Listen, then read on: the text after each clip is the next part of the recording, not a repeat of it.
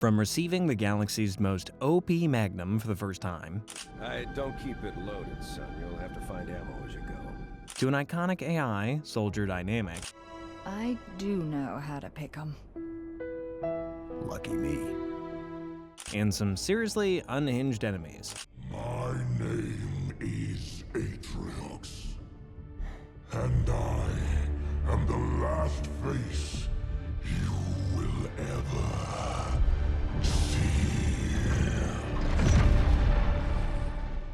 Yep, today we are going to cover the entire story of Halo. Every single game, every Spartan, every ring, every betrayal. So put your armor suits on, folks, this is gonna be one hell of a ride. Halo Combat Evolved dropped in November 2001 as the launch title for Microsoft's original Xbox. Developed by Bungie Studios, this was the game that saved the Xbox from an early grave, literally, and changed first-person shooters forever. The year is 2552. Humanity has been at war with the Covenant, a religious alliance of alien races for a very long time. Earth's colonies are falling one after the other, and the war is not going well. The Covenant is well equipped with advanced technology and has millions of members. Also, their religious fanaticism is giving them one hell of a morale boost. They're willing to die for what they believe in. So you can imagine the adrenaline in those alien veins. Humanity is definitely losing this one. After the devastating fall of Reach, humanity's most important military stronghold, the UNSC, United Nations Space Command, ship Pillar of Autumn makes a blind jump through slip space to escape the Covenant fleet. The jump is random, and it's following something called the Cole Protocol, which is designed to prevent the Covenant from tracking ships back to Earth. When the Pillar of Autumn drops out of slip space, they come across something incredible. A massive ring world floating in space. I'm talking thousands of kilometers in diameter. A structure nobody's ever laid their eyes upon. Ever. This is a Halo. You play as Master Chief Petty Officer John 117. He is a Spartan 2 super soldier. Actually, you are one of the last surviving Spartans, the product of years of military training and augmentation. Basically, you are humanity's last hope in this losing war. When the Covenant boards the Autumn, Captain Jacob Keyes orders you to protect the ship's AI, Cortana. She carries sensitive information about Earth's location and various UNSC military installations that cannot fall into enemy hands. If the Covenant gets a hold of Cortana, they will have all they need to find Earth and wipe humanity out of existence. With the ship on the brink of being overrun, you evacuate to the ring's surface with Cortana embedded in the neural interface of your armor. What starts as a fight for survival against the Covenant develops into something even greater when you find out what Halo was really built for. The game opens with you waking up in a cryo tube aboard the Pillar of Autumn. The ship is under heavy attack by the Covenant. They're boarding the ship from all directions. Give those blast orders! Move! Captain Keyes appears on screen and orders Cortana to be inserted into your armor's neural interface. She is one sarcastic and witty program. She immediately begins giving you instructions like she's your boss. Keep your head down, there's 2 of us in here now, remember? You fight your way through the corridors of the Autumn, kicking some serious alien butt. You grab weapons from fallen Marines as you learn the combat system. Explosions roar around you as Covenant troops breach the hull. You're outnumbered and outgunned, but you keep on moving. You finally reach an escape pod. Cortana directs you to evacuate with a group of Marines. The pod launches just as Autumn's fusion reactor becomes critically damaged. You brace for impact as you crash land onto the surface of Halo, scattered across the ring with the other survivors. Airbrake failure. They flew too early. Right for impact. Chief? Chief, can you hear me? At last. Are you alright? After the crash landing, you wake up in the escape pod alone, except for Cortana. She's not going anywhere without you. You step out of the pod, and the sight is breathtaking.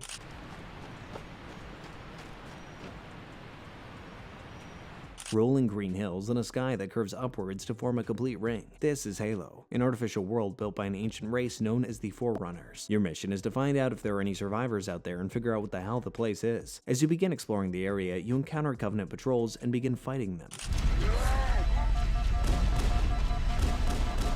You fight more of them and help out a group of Marines who are pinned down by enemy forces. Staff Sergeant Avery Johnson is there. He's the one leading the fight. He's got a cigar in his mouth, a whole lot of attitude, and zero patience for the Covenant. The Covenant worship the Forerunners as gods, and they're treating Halo like some sort of holy site. Cortana picks up their chatter about a sacred icon and a control room somewhere. By the end of this mission, you will have rallied enough Marines to perform a proper counterattack. Captain Keyes has been captured by the Covenant and is on board one of the ships called the Truth and Reconciliation. It's now time to go get him. Found Captain Keyes. He's being held on a Covenant cruiser, the Truth and Reconciliation, a ship I disabled before we abandoned the Autumn. The Truth and Reconciliation is a large Covenant cruiser that is hovering above a rocky desert canyon.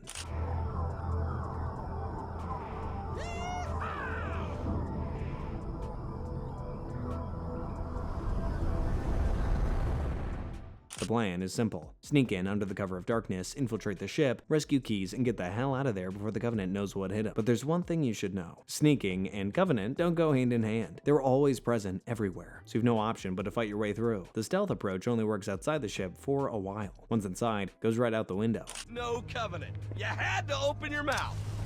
The interior of the ship is a maze of purple interior corridors filled with Covenant troops. You fight through them while moving deeper into the ship. The deeper you push in, the more Covenant troops you encounter. You battle your way through using your laser gun, throwing grenades, and hearing the ugly screams of Covenant troops dying. You finally reach the detention cells and spot Keyes in one of them. He's alive, but barely. The Covenant has been interrogating him about the location of Earth, but he didn't break, even for a second.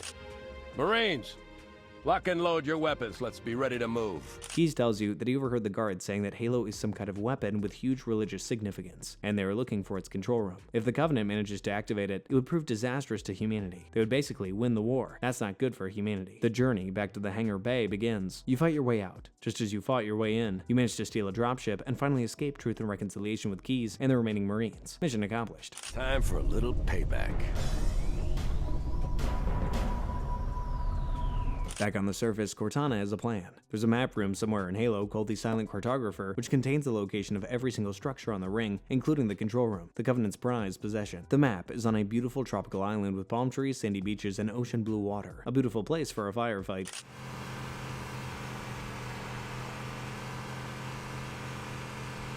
You storm the beach and encounter Covenant forces in bunkers and defensive positions. Seems like they were waiting for you guys. The combat here is some of the best in the game. The wide open spaces, armored cars, and a mix of indoor and outdoor encounters make it beautifully chaotic. Adrenaline is through the roof. There, in the cliff wall. I'll bet the Silent Cartographer is somewhere inside that facility. You push your way deeper underground, battling your way through hordes of Covenant forces. You finally find the Silent Cartographer, and Cortana interfaces with the map room systems and locates the control room. Halo's control center is located there. That structure appears to be some sort of temple or shrine, if I've interpreted this correctly.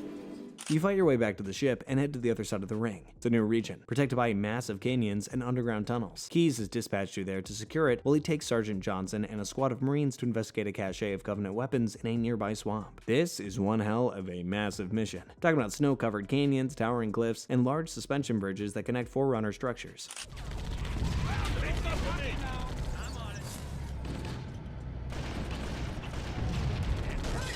You fight your way across the frozen landscape using warthogs and scorpion tanks to blast through Covenant blockades. The scale of the battle is spectacular. Huge outdoor battles followed by tight indoor battles through Forerunner hallways. As you proceed into the hallways, the Covenants are using all they've got. They're throwing everything at you: grunts, jackals, elites, and even hunters. They know where you're going, and they'll do whatever it takes to prevent you from going there.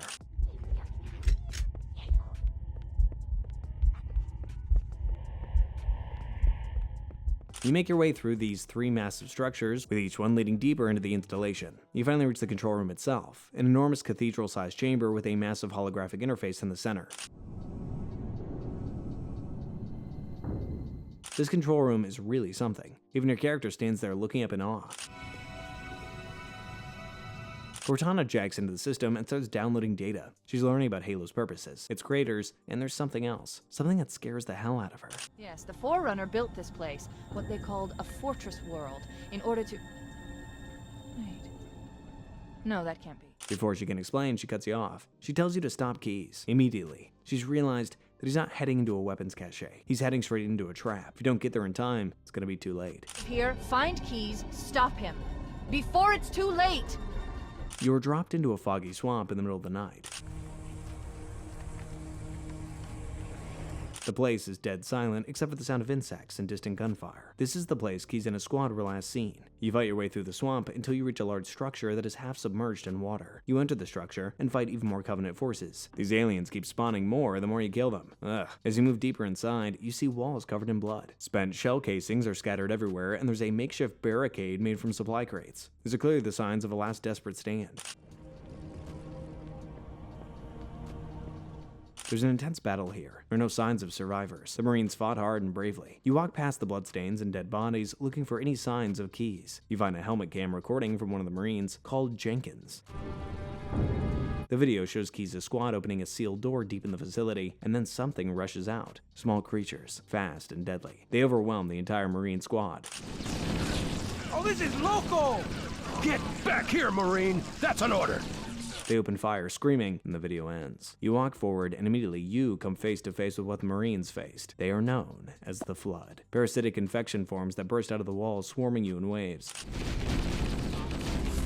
They are really small, balloon-like creatures. They have extremely fast speed, deadly attacks, and honestly are terrifying. You fight your way through hundreds of these tiny little monsters. You blast them with your gun, but more emerge from the walls like zombies. Not only are you facing them, but another threat appears, called combat forms. These are reanimated corpses of Marines and Covenant soldiers. Their bodies are twisted and ugly beyond recognition. Their arms are infused with weapons. It's pretty crazy stuff. This is Halo's biggest twist. The game spends all your previous missions building up the Covenant as the main threat and decides, you know what, let's flip the script. The Covenant aren't the real enemy. The Flood is. They had been locked for centuries on this ring, and Keyes just set them free. They are a galaxy-ending threat. Whoops. Humanity is in serious trouble. You go outside, and a glowing blue orb appears in front of you. It's 343 Guilty Spark, the AI monitor of Installation 4. He's been waiting for somebody to arrive. That's weird. He calls you the Reclaimer, says that he needs your help in activating Halo's defense system to stop the Flood. He teleports you to the library to retrieve the activation index. Sounds easy, right? Wrong. The library is another nightmare. Nothing's ever easy in these alien lands. The library is 4 floors of identical corridors, elevators, and endless waves of Flood attacking you from every corner. On top of that, there are infection forms, combat forms, and carrier forms that explode into clouds of inspection spores. You fight your way through the hordes of aliens. 343 Guilty Spark is floating beside you, leading you through the correct path. His sentinels, floating robotic drones, help you clear out the path for you. It looks unbelievably badass. Which is ill-suited for this kind of work. You finally reach the top of the library and claim the activation index. Guilty Spark congratulates you and teleports you back to Halo's control room. It's now time to activate the engine and stop the Flood once and for all. You arrive at the control room ready to save the galaxy. Cortana is eagerly waiting for you. She's mad as hell. She stops you from inserting the activation index and drops the bombshell on you. Halo isn't a weapon to stop the Flood, it's a weapon to starve them. When it's fired, Halo will wipe out all sentient life in the galaxy within 25,000 light-year radius. No food, no Flood. That's pretty wild. Halo doesn't kill Flood. It kills their food. Humans, Covenant, whatever. The Forerunners built Halo as a last resort to stop the spread of the Flood 100,000 years ago. If you activate Halo now, humanity will meet its end. The Covenant dies, everything will cease to exist. You confront Guilty Spark about this. He seems not to care. That's just how it's programmed. To it, you're just a reclaimer, nothing more. When you refuse to activate the ring, he turns hostile towards you and sends his sentinels to kill you. Bro turned on you just like that. You fight off the Sentinels, and Cortana gives you a new plan. Destroy Halo entirely. The Pillar of Autumn is still intact on the surface of the ring. If you can reach the ship and destabilize its fusion reactors, the explosion will tear apart Installation 4. But before you can reach Autumn, there's one more thing you need to do. Find Captain Keyes. Cortana has a lead on where he is, and he has neural implants, which are crucial in manually overriding the ship's reactor safeties. You need to find him. You're teleported back to Truth and Reconciliation, the same Covenant cruiser you infiltrated earlier in the game.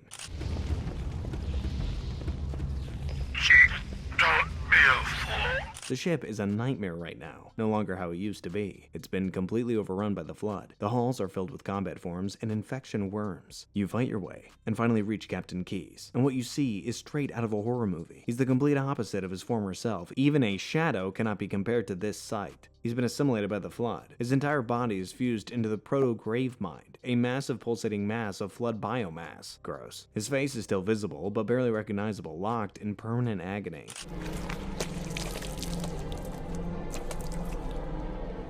You punch through the Flood tissue and retrieve Keyes' neural implants from whatever's left of his skull. A person you once knew very well. Keyes deserves better than this. With the implants in hand, you fight your way off the Truth and Reconciliation and head for the Pillar of Autumn for one last mission. You fly to the Pillar of Autumn. As soon as you enter, you're greeted by your good friends, the Flood. Swarms of them.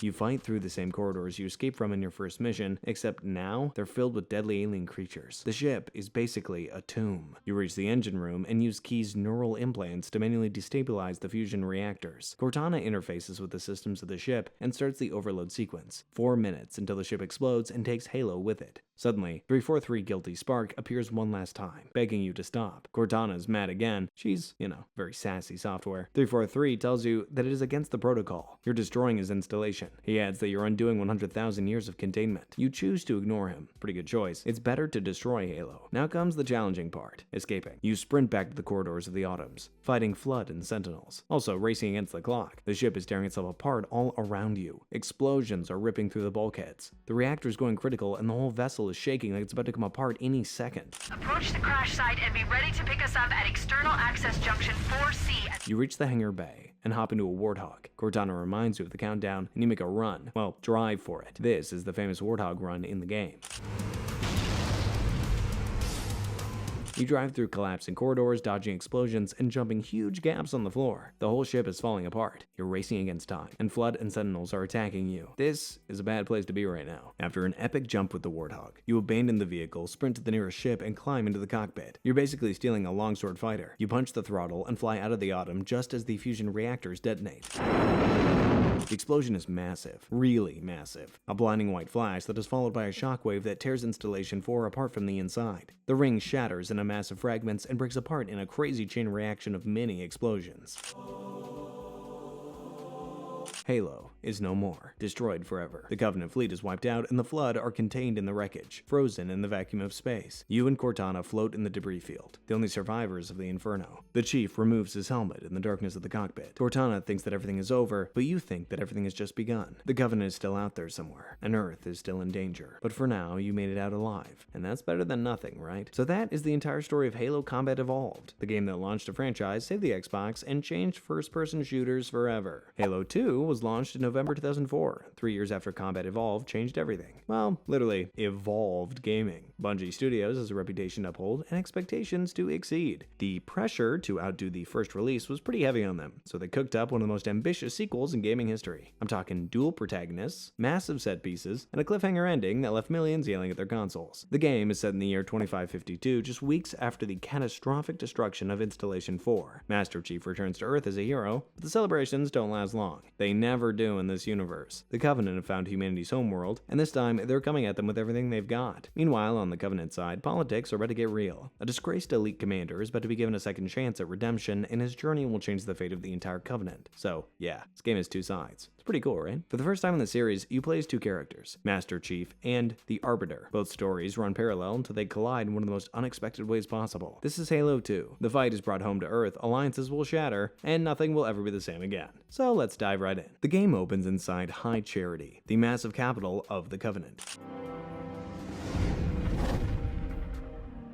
A Covenant elite commander named Talvadami stands trial before the High Prophets of Truth, Mercy, and Regret. And his crime? Well, he failed to protect Installation 4. The ring was destroyed on his watch, and the Prophets don't forgive failure. He's some really hot water here. Despite his protest that the Flood interfered with his mission, the Prophets find him guilty. He's stripped of his rank and honor. He should be executed, but the Prophets have other plans. But when it does, the weight of your heresy will stay your feet, and you shall be left behind. The next scene is on Earth. The plating was about to fail. There's viscosity throughout the gel layer. You know how expensive this gear is, son? Master Chief is on board the Cairo station, one of Earth's orbital defense platforms. He's receiving a new set of armor, the Mjolnir Mark 6, a huge upgrade from his last suit. It has better weapon upgrades like rechargeable energy shields, stronger plating, and other high-tech built-in systems. An upgrade well deserved. Sergeant Johnson, now promoted to Sergeant Major, arrives to escort the Chief to an award ceremony. Fleet Admiral Terrence Hood presents medals to Master Chief for his acts of heroism. For once, our character actually gets recognized. Suddenly, the ceremony is interrupted by Cortana's warning. 15 Covenant capital ships holding position just outside the kill zone. That's a whole lot of ships. The Covenant has found Earth. You prepare for the worst, and chaos ensues. The Covenant forces board the Cairo station and the surrounding platforms. You fight them off with your upgraded suit. You fight elites, grunts, and jackals. Usual suspects, but now they're on your home ground. on humanity's doorstep. You then discover that the Covenant has planted a bomb on the station. Chief has a pretty solid solution to give the bomb back to the Covenant. Diabolical. He rides the bomb out of Cairo Station into space and floats with it in space, looking for a suitable target. This bro has balls of steel. He rides the bomb toward one of the carriers and detonates it. It explodes, destroying a huge Covenant carrier. The explosion is so big that it sends him flying towards the UNSC in amber clad, the ship of Miranda Keys. He crashes onto the hull safely. The in amber clad heads for New Mombasa to stop the ground invasion by the Covenant. Master Chief drops into the African city of New Mombasa with a squad of Marines. The Covenant is turning the city upside down, and it seems like they're looking for something. Their invasion is pure brutality and obliteration. You fight through the outskirts, rallying scattered Marine squads to clear Covenant forces from the old city. Sniper jackals strategically perch on rooftops, taking out Marines. Elite squads are moving through buildings with military precision. Grunt bombers are charging your position. This is an epic showdown of urban warfare, with combat flowing through the alleys, open plazas, and multi-story buildings. Just spectacular gunfights all around.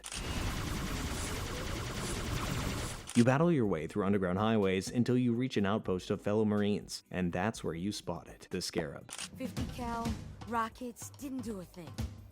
A massive four-legged Covenant walker that is so tall it hovers over buildings. Sergeant Johnson shows up with a large Scorpion tank to clear a path through the city. He gives you control of the tank's main cannon, and you get back to the action. You head to the main bridge and begin blasting through Covenant positions. I'm not gonna lie, blasting enemies is such an amazing feeling. You blast through the bridge, enter the city, still blasting your newfound weapon. As you proceed, you come face to face with the Scarab in front of you. Get your heads down! This thing is a literal mobile fortress. It works through the streets, firing its main plasma cannon, disintegrating everything in its path. Something out of a Godzilla movie. You board the Scarab itself and begin fighting through its interior corridors, destroying it from the inside by overloading its core. The walker collapses in a massive, spectacular explosion. Meanwhile, the Prophet of Regret, the Covenant leader commanding the invasion fleet, discovers that he's outmatched. Earth's defenses are stronger than he had anticipated. His fleet is getting beaten up by MAC cannons and UNSC ships. It's either he retreats or faces imminent defeat. He chooses the wiser option, retreat. His ship charges a slip space jump right above the city.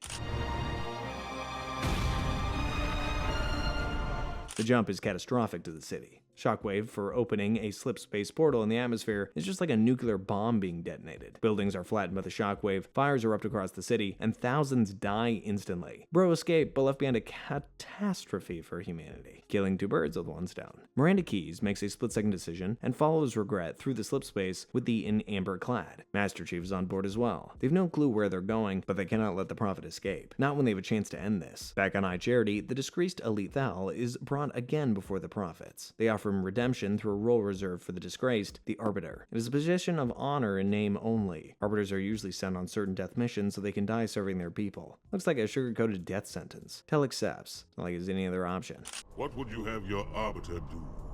He's given some ancient armor and sent to kill a heretic leader called Sesarafumi, an elite who's turned against the Covenant after learning the truth about Halo. You play as the Arbiter for the first time, fighting through a mining facility floating above a gas giant. The facility is infested with flood. Yeah, remember those tiny demons, sentinels, and heretic forces? It's a cocktail of death and destruction, and you're going straight for it.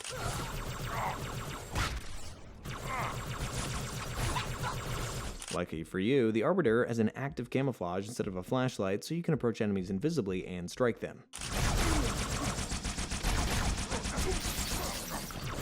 You fight your way through the facility, using your weapons and fighter ships at your disposal, until you reach the heretic's hideout. You confront him in the facility's control room. He tries to warn you that the Prophets are lying about the Great Journey. He also reveals that Halo is a weapon, not salvation, as it is widely known. The 343 Guilty Spark appears and confirms Heretic's words are true. Ask the Oracle about Halo. How they would sacrifice us all for nothing. More questions? Before the Arbiter can learn more, the Heretic leader summons two enemies who attack you mercilessly. Leaves you no choice but to kill the Heretic. Tartarus arrives, tells you to head back with him to High Charity. You've completed your mission, but are left with many unanswered questions. The in amber clad drops out of slip space and finds another Halo ring, Installation 5, Delta Halo. I thought Halo was some sort of super weapon. It is. If activated, this ring will cause destruction on a galactic scale. Master Chief deploys to the surface alongside other Marines. The mission is simple. Find the Prophet of Regret and capture him before he can activate the ring. You fight through jungle environments, ancient Forerunner temples, and Covenant encampments. The combat in this area is some of the best in the game, from wide open encounters to vehicle combat and tightly designed interior battles.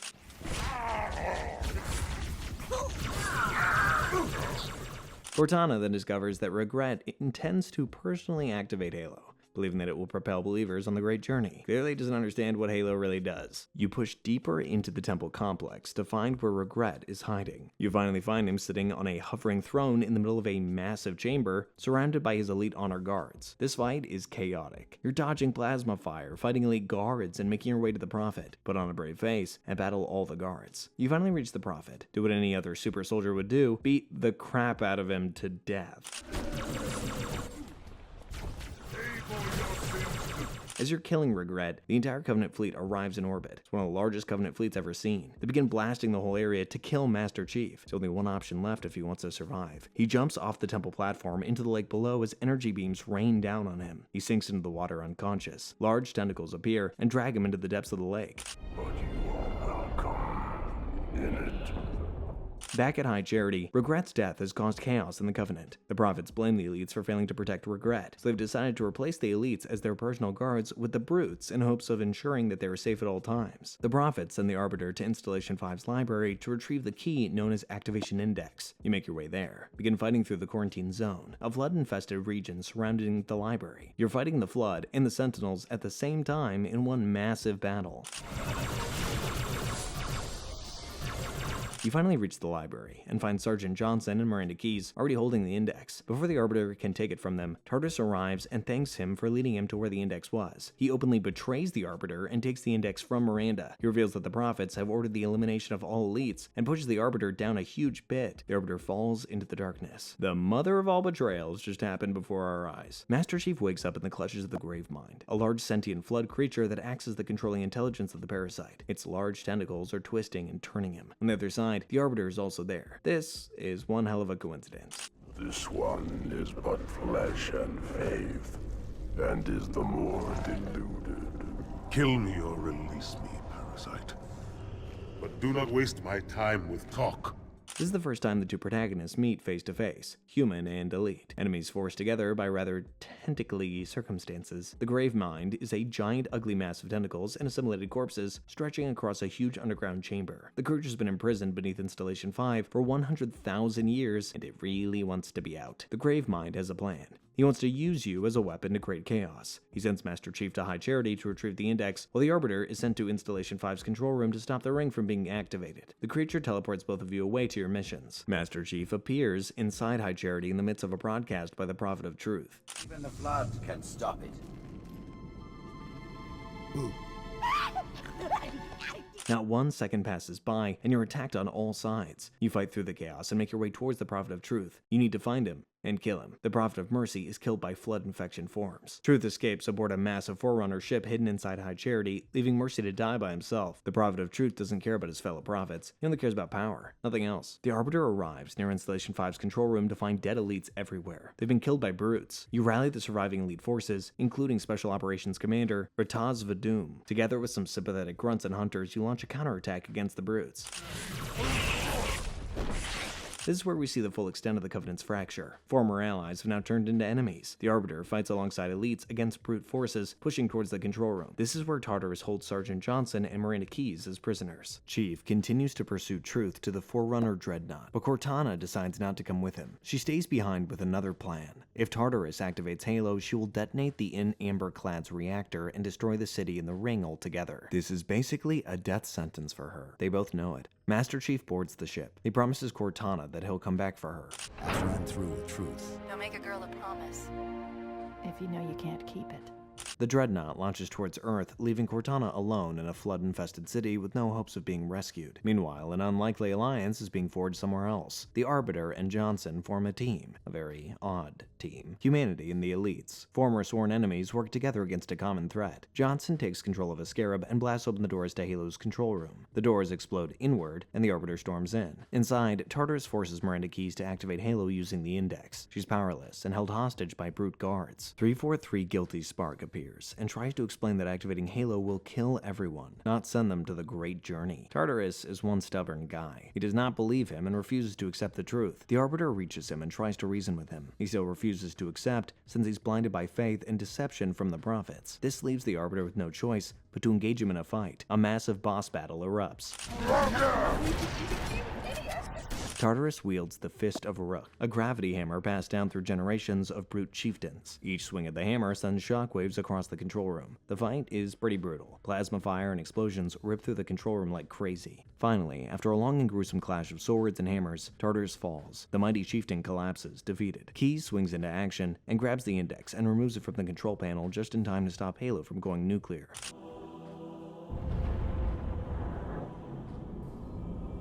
The ring powers down, and immediately, the threat is no more. Sounds like everything's over, right? Wrong. Guilty Spark delivers some bad news. Deactivating the ring triggered a fail-safe protocol. Installation 5 just sent a signal to every other Halo ring in the galaxy, alerting them to be on standby for remote activation from a place known as the Ark. So they did not completely stop the threat. They kind of delayed it. All 7 Halo rings are now armed and ready to fire. Whoever controls the Ark controls the fate of the entire galaxy. Things just went from 0 to 100 really quick. On the other side, the Forerunner Dreadnought arrives on Earth. Master Chief is on board. He contacts Fleet Admiral Hood, who's confused as to why he's on the ship. He replies in 3 badass words. Sir, finishing this fight.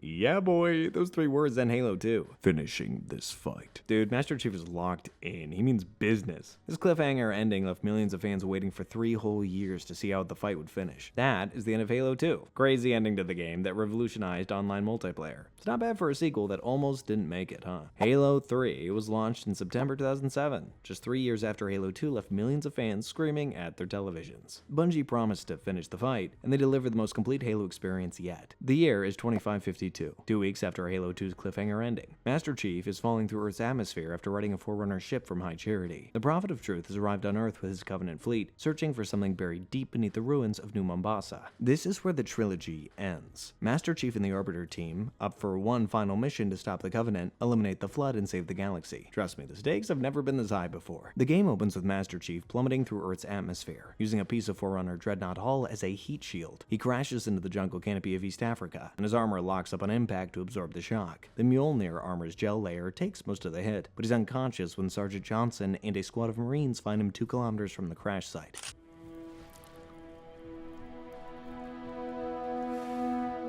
They radio for a Pelican to extract him, and his systems come online. Johnson asks the obvious question, where is Cortana? She stayed behind. His response is short, but heavy. He promised her he would come back for her, and that promise is going to drive everything that follows. Johnson wastes no time. They need to move. The Covenant is in the area, and staying in one place is just signing a death sentence for themselves. Chief Sergeant Johnson, the Arbiter, and 2 Marine squads push through the jungle towards an extraction point. The Arbiter is fighting alongside UNSC forces now. The elites and humans have allied against the Covenant loyalists led by the Brutes. Some Marines are still unsure about the Arbiter's loyalty, and even Master Chief is skeptical. But Johnson vouches for him and assures them of his loyalty. Come on now. Got enough to worry about without you 2 trying to kill each other. The group decides to split up to avoid detection. Chief and the Arbiter take one path, while Johnson leads the second squad. You fight your way through brute patrols, grunts, and jackals until you reach the extraction zone. 2 Pelicans arrive to pick everybody up, but they end up being ambushed and shot down. Brutes capture Johnson and his squad, dragging them away. Master Chief and the Arbiter fight through waves of Covenant forces to rescue them. They eventually find the Brutes holding Johnson and take them out, then rescue the Sergeant.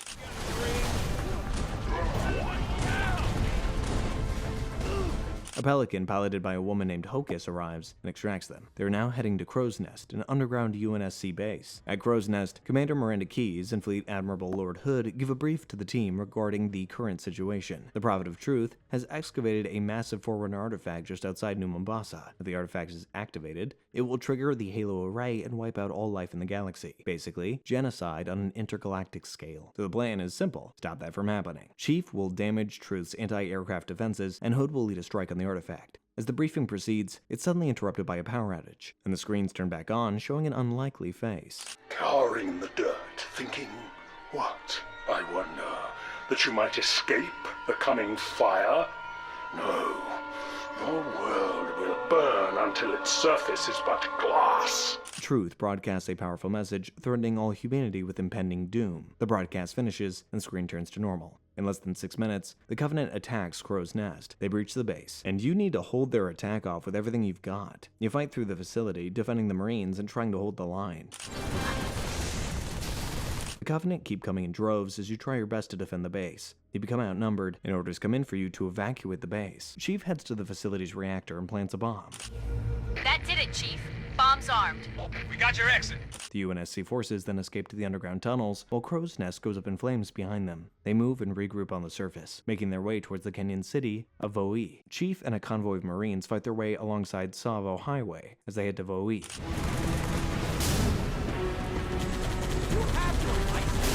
This right here is vehicular combat at its finest. Warthogs, Scorpion tanks, Covenant ghosts, and wraiths. The highway is a bloody war zone. Covenant forces have also set up blockades, so you have to blast through every single one of them.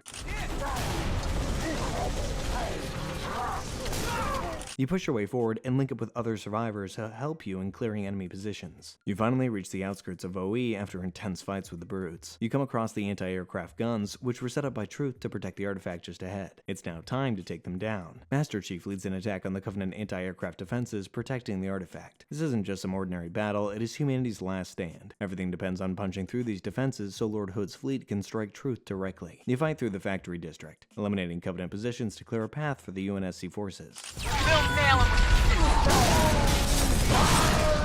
The Marines fight alongside you, giving you support as you push. Also, the Arbiter is fighting alongside you. This is the first time you really see the Human Elite Alliance working without any mistrust or hatred. People who would kill each other are working side by side. It's a rare occurrence in these times. You continue with your assault deeper into the Covenant fortifications. Brute patrols attack you, but you manage to blast your way through them. Elite Loyalists, still fighting for Truth, keep attacking you, but you manage to defend yourselves with the other Marines. The mission culminates in one massive battle against an old entity that appears towering above the buildings. Find some cover, now! That's right, the Scarab, a huge four-legged Covenant walker armed with a fatal plasma cannon that can obliterate buildings in seconds. And this one seems to be an upgrade from the previous Scarab you faced. You've experience dealing with the Scarab, so this one should be easy for Master Chief. The Scarab tears through UNSC positions, causing havoc. You shoot it with all the firepower you have until it collapses in a massive explosion, scattering debris across the battlefield. You make your way to the anti-aircraft gun and destroy it. Finally, with no more guns to pose a threat, Lord Hood's fleet moves in for the attack. The ships begin engaging Truth's fleet directly above the artifact.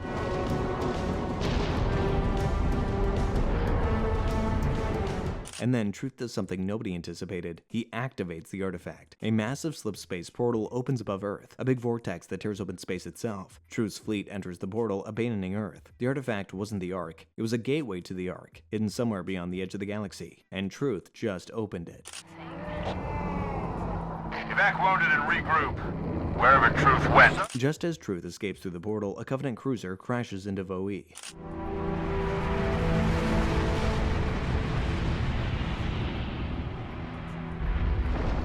The ship is infested with flood. Our little demons are back. The parasite begins spreading through the city immediately. Combat forms emerge from the crashed ship. Infection forms leap into the Marines, transforming them into combat forms and beginning to attack you.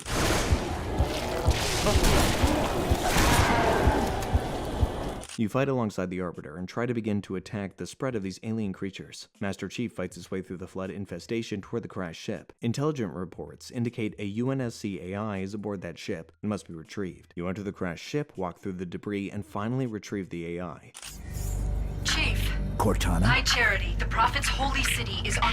Cortana! Chief discovered it was a message from Cortana. She says that she's still in High Charity. Gravemind has her. She warns that the Flood is coming to Earth with an entire army. However, she adds that there is a solution on the other side of the portal. There's a way to stop the Flood without firing the rings. Lord Hood questions whether it's a trap, but Chief knows and trusts Cortana. Hood makes the final call. The UNSC will stay on Earth and defend against the Flood. Chief keys the Arbiter and the elites will go through the portal. The UNSC frigate forward unto dawn, and the elite fleet emerge from the portal way beyond the edge of the Milky Way galaxy.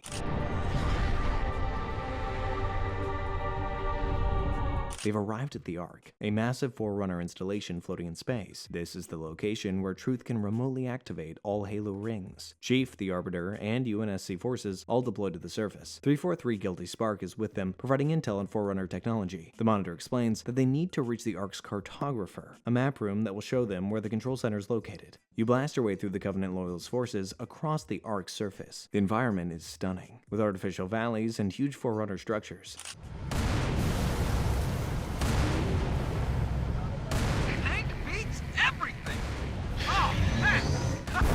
It is a really vast area. You finally reach the cartographer. Guilty Spark interfaces with it and locates the Ark's control room. But in order to access it, you'll need to deactivate 3 shield generators protecting it. Chief, the Arbiter, Johnson, and elite forces assault the 3 shield towers protecting the control room.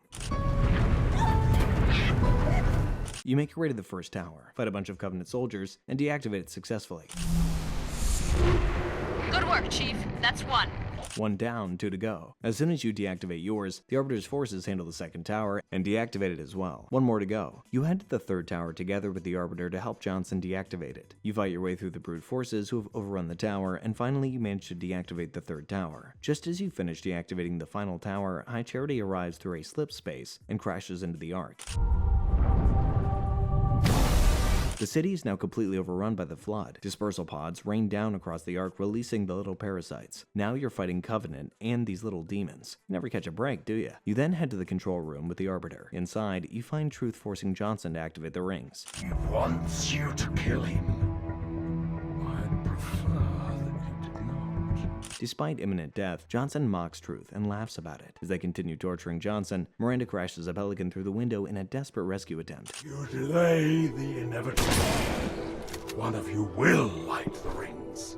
But the most unfortunate possibility happens. Truth kills her before she can save Johnson. R.I.P. Miranda. As Chief and the Arbiter reach the control room, the Gravemind intervenes. He speaks of the Flood and forms a temporary alliance with them. He wants you to stop the Truth from firing the rings as much as you do. Now you have an extra ally on your side. With the help of the Flood, you fight through the remaining Covenant forces. You finally reach Truth and the Arbiter confronts him. After a brief exchange about the true purpose of the Halos and the lies the prophets told, the Arbiter fights Truth with his energy sword.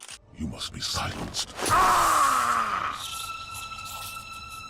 Truth is no more. He's finally been dealt with for good. Chief goes ahead and deactivates the ring, so the immediate threat is over. Or so you thought. The Gravemind immediately betrays you after dealing with Truth. Flood forces swarm the control room. Johnson escapes in a Pelican, and as you're escaping with him, Gravemind's tentacles hit you and you fall. Chief and the Arbiter are now left to fight their way through the new villain. We trade one villain for another. Chief and the Arbiter fight their way through the Flood, and finally reach a safe place. Meanwhile, Chief experiences visions of Cortana calling out to him. He's been experiencing this for some time. I'm a thief, but I keep what I steal. Following these visions, he discovers something on a control panel. The Ark is manufacturing a replacement Halo to replace Installation 4, the ring that was destroyed by Chief in Combat Evolved. Chief, the Arbiter, and Guilty Spark come up with a plan. If they activate this new Halo while it's still under development, it will fire prematurely and destroy itself, together with the Ark and all the Flood in it. But for them to do that, they need an activation index to light the fuse. Cortana still has the index from the original Installation 4, so Chief has to go back to High Charity to get her. He heads there, and the Flood-infested city is a nightmare. There's organic growth everywhere. The Gravemind's presence is all over, trying to speak to Chief to break him psychologically. You fight through waves of Flood, navigating the corrupted halls of High Charity until you reach Cortana. You know me. When I make a promise. She's been tortured by the Gravemind. Her systems have been damaged, but she is still functional. She gives you the activation index. You install Cortana back into your armor. She feels good to be back. Chief places a bomb to overload High Charity's reactor. The Arbiter arrives in a Banshee to extract both of you. You all make your escape just as the city explodes beneath you, destroying the Gravemind's main body. Chief, Cortana, the Arbiter, and Johnson travel to the replacement Halo's control room. You fight your way inside the control room and finally reach it, but the ring isn't complete yet. Guilty Spark warns that activating an incomplete ring will destroy it and the Ark. Johnson doesn't care. He knows the risk. He's willing to sacrifice for the greater good. When Johnson's about to insert the index, Guilty Spark goes nuts. Unacceptable! Unacceptable! Absolutely unacceptable! He fires his laser at Johnson, wounding him. He's not going to let anybody destroy the ring. This leaves Chief no choice but to fight Guilty Spark. They battle it out, and Guilty Spark is destroyed by a Spartan laser. Chief goes to check on Johnson, but he dies in his arms, leaving Chief with his famous last words. Send me out. With a bang. Chief activates the ring. He and Arbiter have minutes to escape before the incomplete Halo tears itself apart along with them. They race through the collapsing installation in a Warthog. One hell of an epic drive.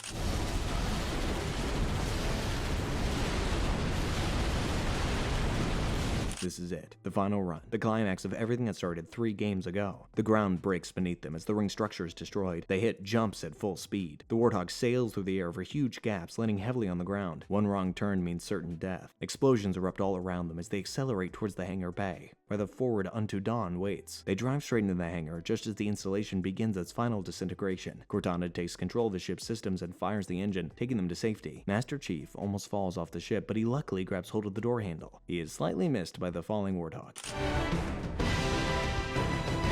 That was a close one. The Dawn flies into the portal as Halo explodes behind it. The shockwave from the ring's destruction damages the structure of the portal and it begins to collapse. The front halo of the Dawn, containing the Arbiter, makes it through the portal back to Earth. The back half, containing Chief and Cortana, does not make it. The portal closes, tearing the ship in half. The back half drifts in unknown space, far away from Earth. Chief and Cortana are all alone in the middle of nowhere. Cortana drops a distress beacon but admits it may be years before anybody finds them. But it'll be a while before anyone finds us. Years even. I miss you. Wake me when you need me. Chief enters a cryotube to sleep. The tube seals, and Chief goes into cryosleep. Cortana is now all alone, drifting through space, waiting for a rescue that may or may not ever come. The Dawn keeps drifting and heads for an unknown planet, setting up the events for Halo 4.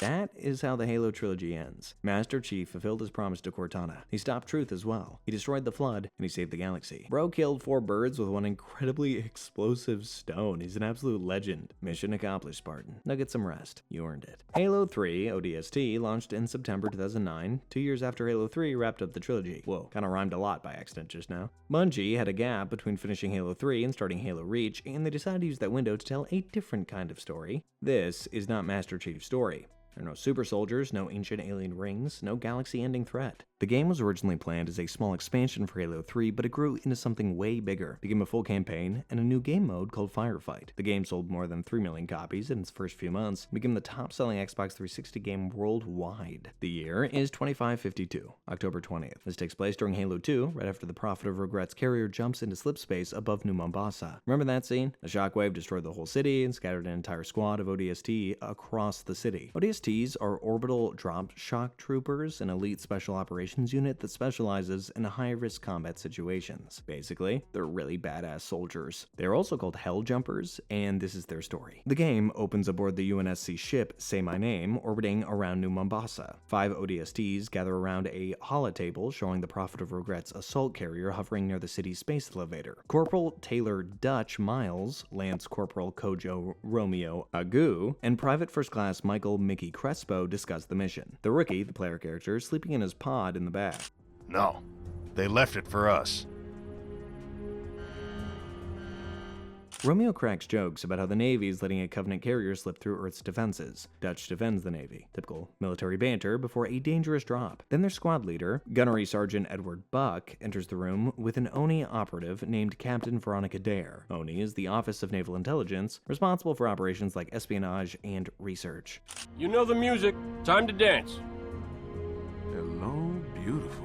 Romeo wakes the rookie by smacking him with his rifle butt. The camera shifts to a first-person view as the rookie slowly comes to consciousness. Dutch hands him a silenced SMG and tells him to relax despite Romeo's weird attitude. Now's one of those times.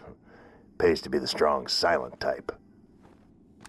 The pods seal, and the launch sequence begins. Dozens of ODSTs drop through Earth's atmosphere towards the carrier. As they approach, Dare suddenly orders the squad to change trajectory. diverting them away from the carrier. Mickey's confused and voices his worry over comms, but they follow orders. And then everything goes wrong. Dutch picks up a radio alert, and below them the carrier activates its slip space drive. The UNSC frigate, amber-clad, follows it through the portal. The massive energy burst from the jump shakes their drop pods and disables them before they're able to deploy their parachutes.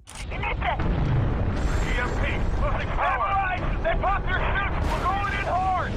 The pods scatter across New Mombasa, tumbling out of control. They race down, and the impact knocks the rookie unconscious. The other ODSTs, aiming directly for the carrier, are killed instantly. Only Dare's squad, which was the furthest front right blast, survived the fall. We already have heavy casualties, and the game has just begun. 6 hours later, the rookie wakes up. Two phantoms fly overhead. Your pod is lodged in a building about 20 feet off the ground. You open the hatch. As you've no other option, you jump down, hitting the pavement pretty hard. The impact makes you lose some health. Man, there goes my perfect run. The city's dark, empty, and hauntingly quiet. The streets are filled with abandoned cars and Covenant patrols. This is where ODST structure differs from every other Halo game. Here you're free to explore the city at your own pace as you follow clues to discover what happened to your squad mates. As you explore, you come across Covenant patrols and you easily take them out. It's a piece of cake. You access a data terminal that connects you with the Superintendent, New Mombasa's city AI. The Superintendent provides you with maps and locations and uses road signs to guide the rookie through the occupied city. As you continue exploring, you also activate the Visor mode, a visual system that highlights enemies in red, allies in green, and objects of interest in either yellow or blue. This also gives the game a distinctive aesthetic that separates it from the other Halo games. It's pretty cool stuff. Regarding your character's weapons, you use silenced weapons, a suppressed SMG, and a scoped pistol to quietly eliminate Covenant patrols. Unlike Master Chief, ODSTs have no motion trackers or energy shields. You have stamina that gradually regenerates though. Take too much damage, you'll have to use medical kits to recover. You find Dare's drop pod in Tayari Plaza. When you examine it, the game flashes back 6 hours to Buck's perspective immediately after the drop. Buck lands roughly, but luckily survives it. He immediately tries to radio Dare, who informs him that she's trapped in her pod and needs help quickly. Buck fights his way through Covenant patrols toward Dare's location. After intense battles along the way, Buck finally reached Dare's pod, but she's nowhere to be seen. The only thing that remains is her helmet, which is being held by a huge Huragok. It's a Covenant engineer, a floating jellyfish-like alien. The creature examines Buck with its large tentacles. Romeo, providing sniper support from a nearby tall building, mistakes the Huragok's curiosity for aggression and shoots it down. Whoa! Romeo and Buck finally reunite. Romeo thinks Dare is dead, but Buck isn't so sure. Since they have no leads, they move on. The flashback ends, and you make your way out. Along the way, you find a Warthog turret, and you pick it up to inspect it. Doing this triggers Dutch's flashback. You're from Mickey, Dutch? Negative. We need to get above this crap. Link with the B-net. One of our drones must have seen where they hit. Dutch landed in the Uplift Nature Reserve, a large park area on the outskirts of the city. He links up with the Marines and leads a Warthog charge through Covenant positions, clearing up the area where the carrier landed before it jumped to slip space. This mission is pure vehicular combat. You drive through the reserve, manning a Warthog turret. You blast through ghosts, wraiths, and infantry. So you basically play as the flashback character for a while before returning to your character Rookie. The objective of this mission is to secure the landing zone and eliminate Covenant forces before they're able to reinforce. Dutch is one hell of a character. He's calculating, professional, and calm under pressure. He's the squad's heavy weapons specialist, and he's damn good at his job. His religious faith is also one of a kind. So, was that a yes or a no? The flashback ends, and you're now a rookie. You proceed fighting the Covenant patrols along the way. You move through the city's deserted roads until you find a destroyed Scorpion tank. Mickey's flashback begins. Mickey landed near scattered Marines who had commandeered a Scorpion tank. He takes control of the tank and drives through the heart of New Mombasa along Kasingo Boulevard, pushing towards the rally point at Oni Alpha site. A great showcase of Scorpion's rampage. You roll through the streets in the tank, destroying Covenant positions, Wraith, infantry, and other enemy fortifications. Mickey's a very interesting character, always cracking jokes, trying to boost morale for the group. He's the squad's demolitions expert, the most optimistic member of the team. Get down! Grenade!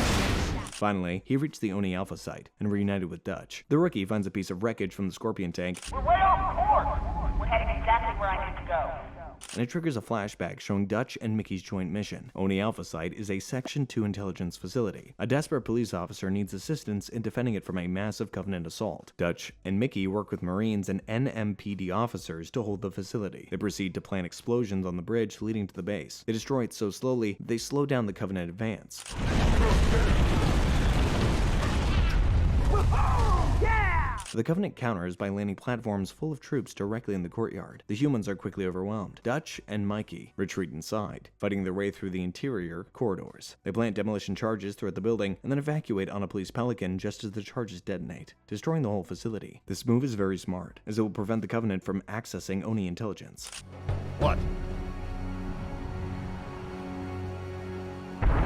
As they fly towards NMPD headquarters to rendezvous with Buck, they re-establish communication with their squad leader. You're now back as the Rookie. As you continue moving across the streets of the city, you stumble upon Romeo's sniper rifle and helmet near NMPD headquarters. Their flashback begins and shows Buck and Romeo fighting across rooftops. When Mickey and Dutch's Pelican attempts to land on the NMPD HQ rooftop, Banshees attack it and shoot it down. The Pelican crashes, and the entire squad is stranded. Buck and Romeo begin fighting their way through the rooftop to reach the downed Pelican and their squad mates.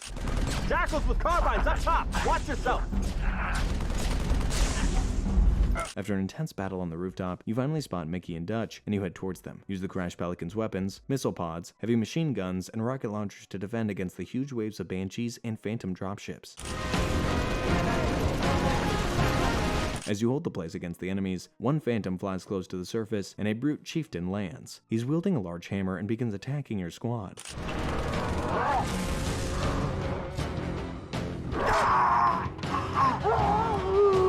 The brute badly wounds Rome. The others gang up against it and kill it. Buck makes a call. The squad will be heading to Kikowani Station to escape via the city's tram system. They have no other way out since their aircraft is damaged beyond flight. The Rookie continues with his search for his squad. You head to the station and he finds some evidence. Buck's flashback continues. The squad reaches the tram station only to discover that the trams have been destroyed. There's no way they're going to escape this way. So Buck makes a bold decision. They're going to have to hijack a Phantom dropship. You begin fighting your way through a station, repelling Covenant soldiers. Change your mag! Fuck your mind! You finally commandeer a Phantom and take off. You fly through New Mombasa's skyline while fighting off Banshees. As they escape the city, they notice multiple Covenant carriers, and it seems they're looking for something beneath the city. Buck realizes where Dare must be and orders Mickey to turn the Phantom around and drop him off. Everyone is confused by this decision. You're now back to the present as the Rookie. You've now found all the clues. The superintendent guides him to the city's data center located deep underground. This is the final piece of the puzzle. You descend through sub-level 9, fighting through Covenant patrols guarding the entrance. You find Dare locked behind a security door. It's you. I thought... Never mind. Finally, you find her alive and well. She begins explaining her mission. Oni discovered something beneath New Mombasa, something that the Covenant wants desperately. Her orders were to reach the Superintendent's data core and download the critical information about the Forerunner artifact that was buried underneath the city. Getting the information beforehand would prevent the Covenant from accessing it. There's a big problem. The data center is infested with an entire hive of drones supported by the presence of heavy Covenant forces. From brutes, grunts, and jackals, all of them are protecting the drones. That's the main reason behind her requisitioning Buck's whole squad. Such a mission could never be done by one person. Now, since she is a squad mate, you both head to the data hive. You fight through a swarm of drones in tight corridors filled with nests. The drones are really fast, and they're flying at you from all angles. They also spit plasma from a distance as they swarm you up close. This is one of the most intense battles in the game. They reach the Superintendent's core, just as it was shutting down permanently. Inside the core chamber, they find a lone Huragok hiding among machinery, trying to be sneaky and avoid detection. Dare reveals Oni's discovery. The Huragok are slaves, forced to serve the Covenant against their will. This particular engineer, named Virgil, absorbed the Superintendent's data as the two systems were merging. Now, Virgil possesses crucial intelligence that could assist humanity in winning the war. They convince Virgil to come with them just as the Covenant forces are breaching the data core. Meanwhile, Buck arrives at the same moment with the stolen Phantom.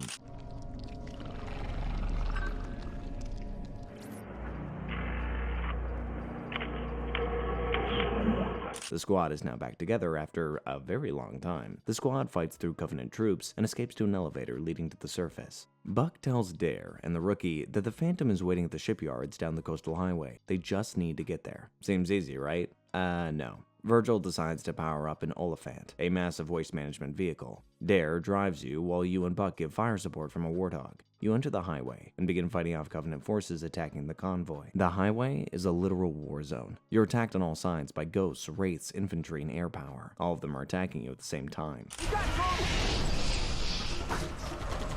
You switch to a Scorpion tank and begin blasting through heavier resistance. More Covenant carriers arrive over the city. The fleet begins glassing New Mombasa with high-energy beams. Glassing is a fancy term for wiping out an entire planet. Total annihilation. Finally, Mickey arrives in the stolen Phantom. The squad, together with the engineer board, just as the carrier's glassing beam sweeps towards their position. They escape the building seconds before it's vaporized.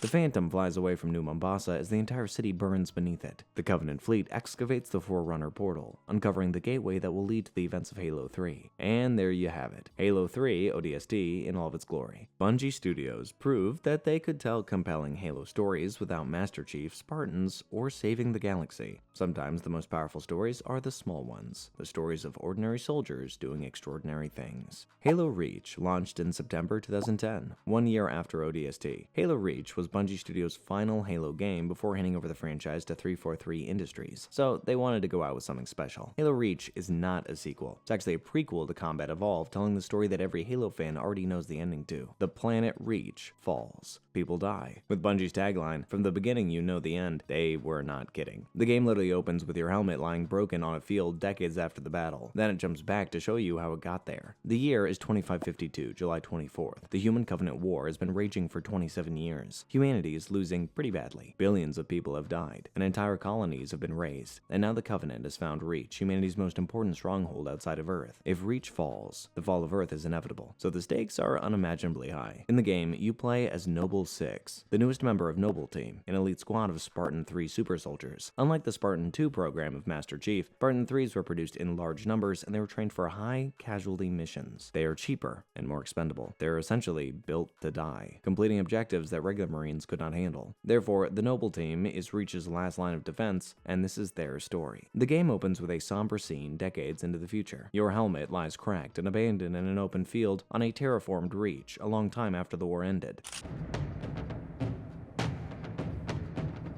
Then the game jumps back in time to July 24th, 2552. A Falcon dropship flies over Reach's countryside, carrying Noble 6 to meet the team. You land at a UNSC outpost and go to meet Noble Team. Commander Carter, A259, call sign Noble 1. He is the leader, a calm and technical one. He carries the weight of the command. Then there's Lieutenant Commander Catherine B320, call sign Noble 2, nicknamed Cat. She's the tech specialist. Smart, direct, and a fun fact about her, she's got a robotic prosthetic for a right arm. There is also Chief Warrant Officer George 52, call sign Noble 5. He's the heavy weapons expert. Also a Spartan 2, just like Master Chief, making him older and more experienced than the rest of them. Then there is Warrant Officer Emily A239, call sign Noble 4, a close quarters specialist, aggressive and brutal. Then we have Warrant Officer June A266, call sign Noble 3, the sniper of the team, quiet, observant, and professional. Finally, we have you, Noble 6. You are the replacement for a previous team member who died. Your service record is heavily redacted, marked as a hyper-lethal vector. There are only 2 Spartans with that designation, you and the one and only Master Chief. I bet you feel honored. Carter welcomes you on board, and the team heads out on their first mission together.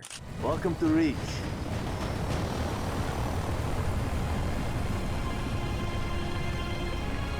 Noble Team deploys to investigate why a remote communications relay stopped transmitting. Probably it's just some technical issues, or maybe human rebels who have been causing problems in the outer colonies. You make your way through the small farming community near the relay, but there's something wrong. Things are not normal in this community. We're close. Roger that. Eyes peeled. The civilians are nowhere to be seen, and the buildings are empty. Inside the relay station, a horrifying sight awaits you. You see dead bodies, Covenant bodies, grunts and elites killed while defending the facility. You make your way past the dead bodies, cautious at every step. This is one hell of a war zone. Anything can happen. And then, it happens. Moments later, you're ambushed by Covenant forces. You're attacked by Zealot-class elites armed with energy swords.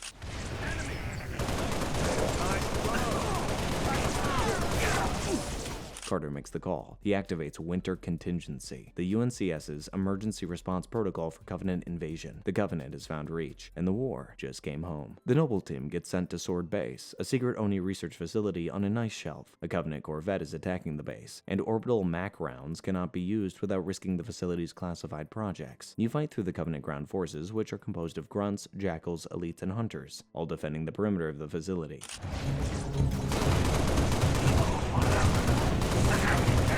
The addition of target locators lets you call in missile strikes on the enemy. Beautiful, ain't it? Eventually, you push the Covenant back and secure Sword Base. You head inside and meet Dr. Catherine Halsey, the creator of the Spartan program. She's been working on something in the facility's underground labs, but she doesn't want to say what it is. Cat hands Halsey a data module recovered from the relay. She examines it and dismisses the noble team, except for George, who lingers. She calls him by his first name, though it seems they have some kind of history, these two. Whatever Halsey's working on must be so important that the Covenant attacked to stop her from working on it. Mom? That will be all, George. Next, Noble Team conducts a nighttime infiltration mission targeting a Covenant Dark Zone. It's an area where the Covenant has jammed all UNSC communications. Recon Team Bravo reporting in. 3 and 6 in position. It's starting to get crowded up here, Cat. Then we're closing in. Report to any Covenant structures or devices. Direct action may be necessary. Copy that. You work alongside June, the team sniper, and you sneak through the darkness using night vision and silenced weapons. It's a true stealth mission. You make a mistake and get spotted, and the entire Covenant force will be breathing down your neck. You manage to sabotage Covenant communications equipment, and that's when you discover something. The Covenant isn't just invading. They're searching for something. Whatever it is, they're willing to spend massive resources to get it. It's no strike force, it's an invading army. If we're gonna smother this thing, we need to go in hard and fast. Agreed. All recon teams, disengage and fall back. With the discovery of the invasion, the UNSC launches a major counteroffensive. Hundreds of Marines, Warthogs, Scorpion tanks, and Falcons push towards a Covenant spire, which the enemy is using as a staging ground. This is the largest ground battle you've ever seen. You fight alongside massive UNSC forces pushing through Covenant positions with armor support.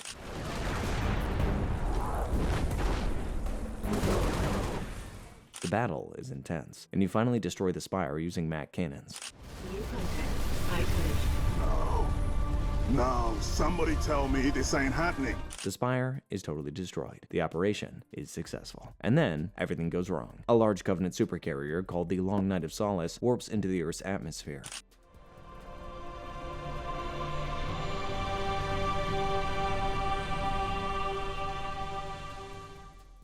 The ship is so huge that it makes every UNSC vessel look like a dwarf. It begins deploying additional forces and obliterating portions of the planet. The UNSC fleet can't stop it. The supercarrier is too large and too powerful. But Cat has a plan. Cat's plan is completely insane. She suggests the team take a slip space drive from a damaged UNSC frigate, fly it to the supercarrier in a captured Covenant shuttle, and detonate it inside the ship. Basically, the slip space rupture will tear the carrier apart from the inside. It's a one-way trip, and the odds of them surviving are very, very low. But it is humanity's only shot. Noble Team, minus Emily and June, travels to a secret Saber launch facility hidden on the coast of Reach. These are humanity's space fighters, YSS-1000 Sabers designed specifically for ship-to-ship combat outside our atmosphere. You board the shuttle. The launch sequence is just spectacular. Absolute cinema. Your Saber accelerates through an underground rail system and launches into the sky, breaking through Reach's atmosphere into the darkness of space.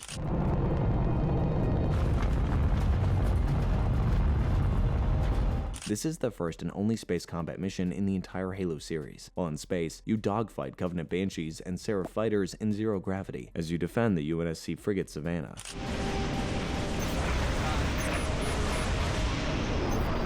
Savannah is also engaging the enemy forces, so your firepower acts as both defense and offense. It approaches a Covenant corvette called the Ardent Prayer. The Savannah takes heavy fire while protecting the Noble Team. Its shields fall, and it's critically damaged, but it accomplishes its mission, getting you close enough to get on the corvette. You board the Ardent Prayer's hull and storm inside together with your team. You begin clearing the Covenant's forces room by room. You fight through the corvette's interior, eliminating elites, grunts, and jackals defending the ship.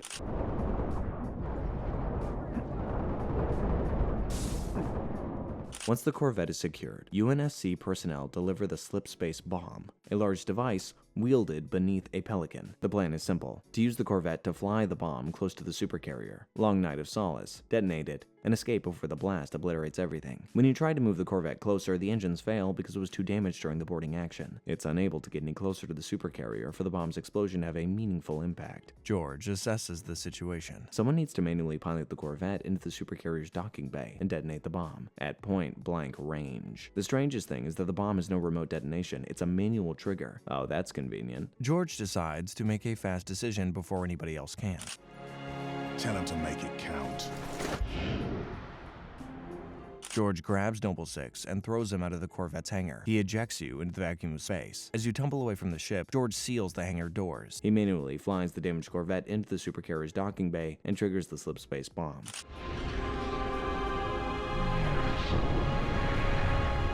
You freefall towards Reach, watching from a distance as the massive slipspace rupture tears the Long Night of Solace in half. The midsection of the supercarrier simply vanishes, and both halves of the ship break apart and burn. George is gone, and the supercarrier is destroyed. 6 crashes through Reach's atmosphere, landing hard on the planet's surface. The mission's complete. They saved Reach against all odds. Noble Team destroyed the Covenant's largest ship. For a few seconds, this feels like victory. You enjoy your 30 seconds apiece before something is detected by your sensors.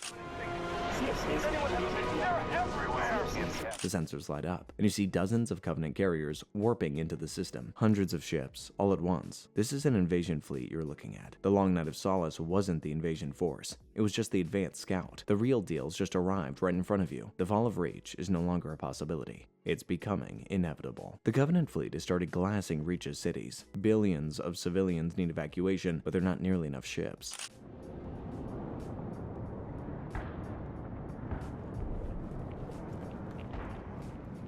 Noble Team deploys to New Alexandria, Reach's capital city, to assist with civilian evacuations. The city's on fire. Covenant forces are literally everywhere. Phantoms patrol the skies. The plasma bombardment is making buildings shake like crazy. It looks like the end of the world in this city. You escort the evacuation convoys, protect civilian transports, and hold off Covenant forces long enough for people to escape. At one point, you defend an elevator shaft as civilians evacuate a skyscraper. Covenant forces breach the building, and you're the only thing between them and thousands of civilians. The last line of defense.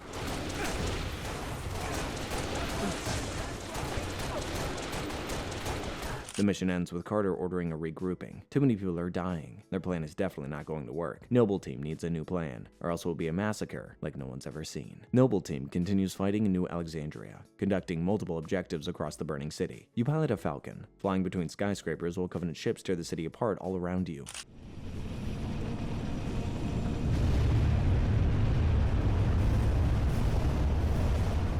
The missions are varied, such as destroying Covenant jammers, providing air support for evacuation zones, and defending hospitals. Your team is basically everywhere, trying their best to ensure civilians are safe from the attacks. A small team with a very massive responsibility. Near the end of the mission, Cat is coordinating with command when a Covenant cruiser overhead fires one of its plasma beams. The blast cuts through the building where Noble Team has taken shelter, exposing them to a vacuum for a split second. Priority 1.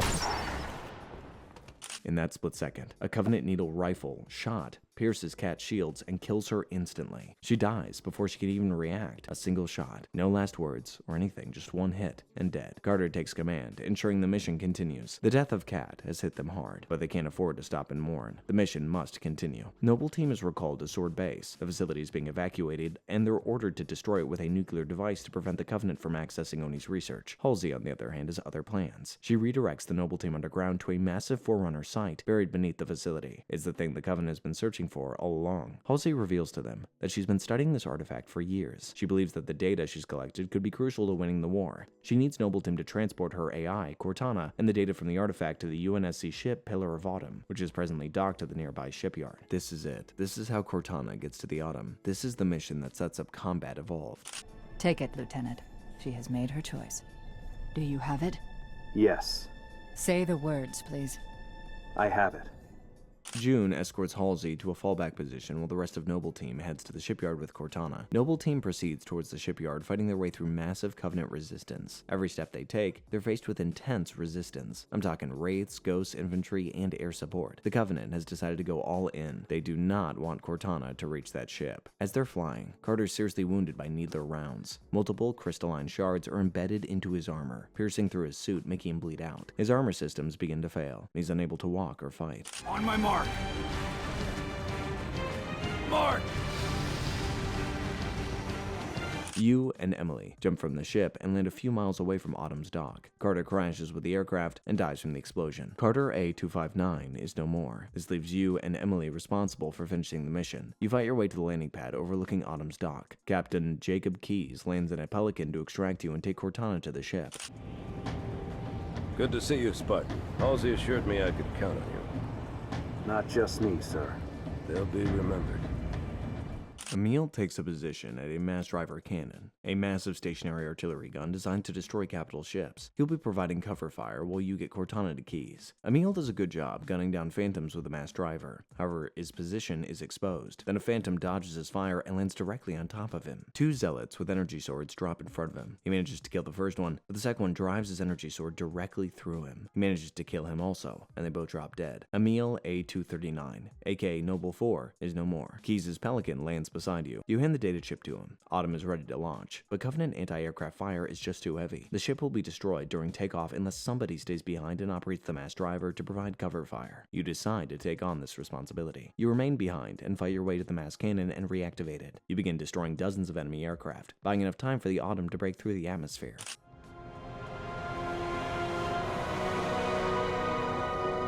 This is the Pillar of Autumn. We're away. The package is with us.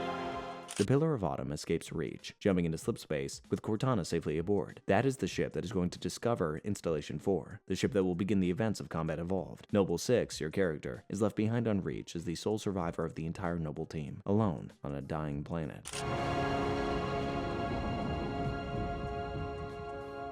The final mission is called Lone Wolf. There are no objectives to this mission. No extraction points, no backup is arriving to help you. Your mission is simple: survive. You're alone on Reach as the Covenant surrounds the planet around you. Waves upon waves of Covenant forces converge on your position. You have to fight them with whatever weapons you have at your disposal. But there are too many, and their firepower is just too overwhelming.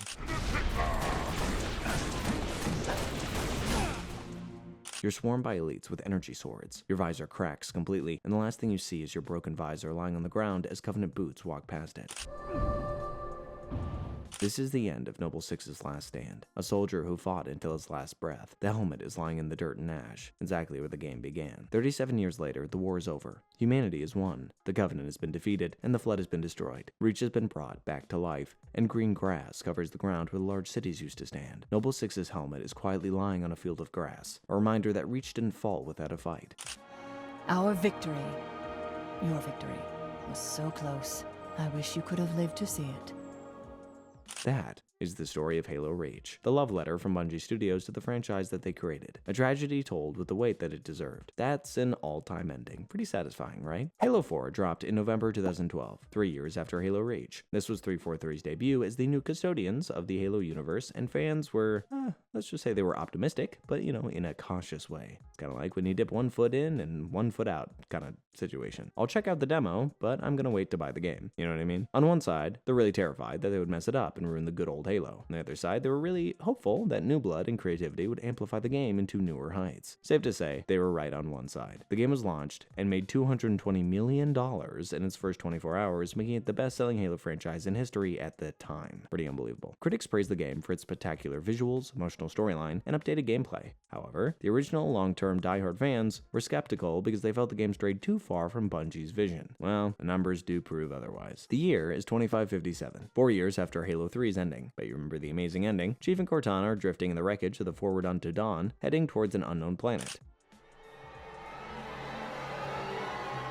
Yeah, this one. Turns out that planet has a name, Requiem, and is about to ruin all of our days. Master Chief has been asleep in the cryo chamber for 4 years. Cortana's been awake throughout the whole journey, alone in the dark, slowly losing her mind. Now, there is this thing called rampancy. AIs in the Halo universe only last up to 7 years before their neural pathways begin degrading. So it's like, after 7 years, they think themselves to death, basically going nuts as they become obsolete. What a terrible way to go. Cortana is 8 years old now. Chief wakes up to find his best friend dying, and there's nothing that she can do about it. This is their story. The game opens with a flashback. A young Dr. Halsey is being interrogated by Oni about the Spartan 2 program. They're asking her if she's ever had any concerns about replacing the humanity of Spartans with machine-like efficiency. My Spartans are humanity's next step. Our destiny as a species. She justifies her Spartan program because, let's face it, without it, humanity would be really screwed. How they were created does not matter since the responsibility is enormous. We are now in the present. The Forward Unto Dawn is drifting through space, half a ship just floating dead in the void. Cortana's been monitoring the wreckage for 4 years when, out of nowhere, alarms start to blare. Unknown contacts are boarding the ship. She decides to wake Chief from the cryo. We've got intrusion alerts lighting up on multiple decks. Chief immediately notices that something's wrong with Cortana. She tells him she rewrote his firmware while she was asleep. It's basically giving his armor a software upgrade without asking. It's a classic Cortana move. The intruders turn out to be Covenant, warriors of peace, and the moment Chief wakes up, the stubborn Covenant are already on board. You fight through the ship's corridors, killing off the Covenant like no time has passed at all. Cortana directs you to destroy the weapon systems of the ship before the Covenant can use them. You proceed to rig the missiles to explode and bail out on one of the escape pods just as the Dawn tears itself apart from the explosion. You crash land on a mysterious planet.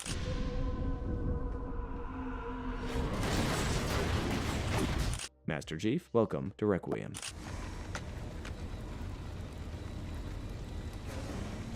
Chief and Cortana find themselves on a massive artificial planet-sized installation built by an ancient civilization. They're known as Forerunner Shield Worlds. The place is crawling with Covenant forces. Something that's weird because the war ended 4 years ago. Cortana's confused. Chief is confused. We're all pretty confused. These are not the usual Covenant forces you're used to in the previous games. They're a splinter faction led by a Sangili named Jul Mdama, and they're religious fanatics who still worship Forerunners as gods. Seems they have not gotten the memo that the prophets lied about everything and the Great Journey was actually fake. As you explore Requiem, you come across these weird floating orange scanners mapping the entire environment.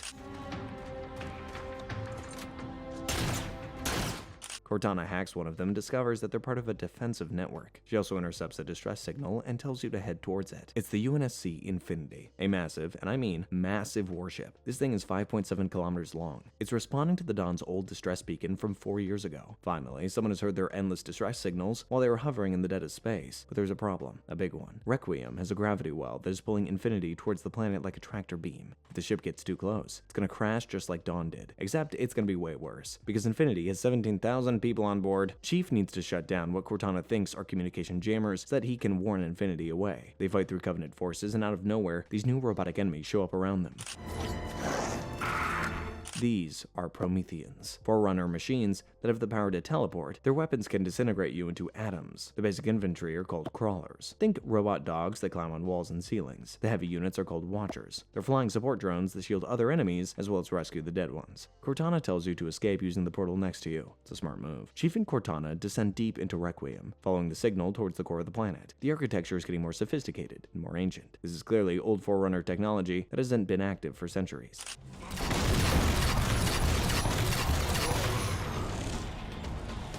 Meanwhile, Cortana's mental decline is getting worse by the minute. She starts hallucinating, and Chief has to constantly pull her back to reality. They proceed further until they come across a large spherical structure floating in a huge chamber.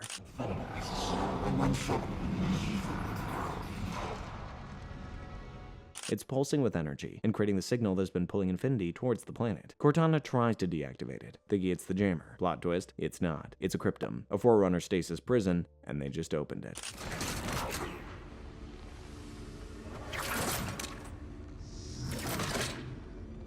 A beam of light shoots out of the sphere and a towering figure emerges. A tall, intimidating, 9 feet tall figure wearing immaculate armor that makes Chief look like he bought his at Target. This creature is the Didact, an ancient Forerunner warrior who'd been locked up for more than 100,000 years, and he just got released. He wakes up, understandably, pissed as hell. He does not even touch Chief, he just raises his hand and uses what can only be described as force powers to throw him across the room like a toy. This tomb is now yours.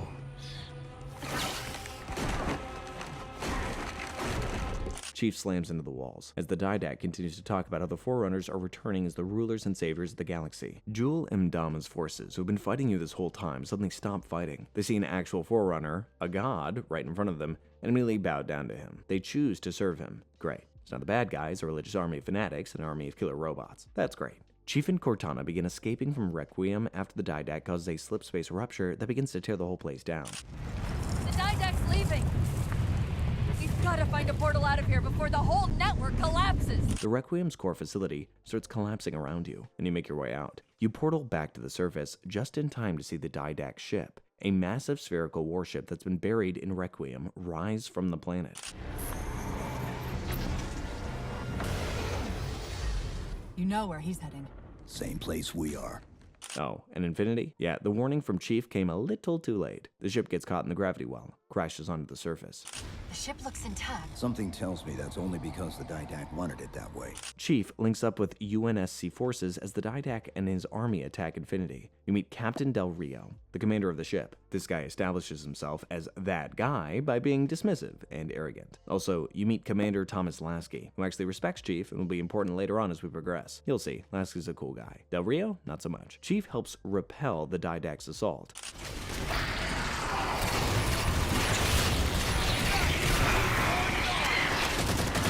Finally, you succeed in repelling them, and Infinity's crew gets the ship operational again. During the debriefing, Chief warns Del Rio about the Didact. Del Rio's response is basically, "Cool story, man. Now go blow up the gravity well so that we can leave." Chief deploys with UNSC forces in a massive ground assault to destroy the particle cannons powering the gravity well. This mission features the Mammoth, a mobile base on tracks with a MAC cannon strapped to it. Picture this, a building that drives and shoots down spaceships. Yeah, it's as awesome as it sounds.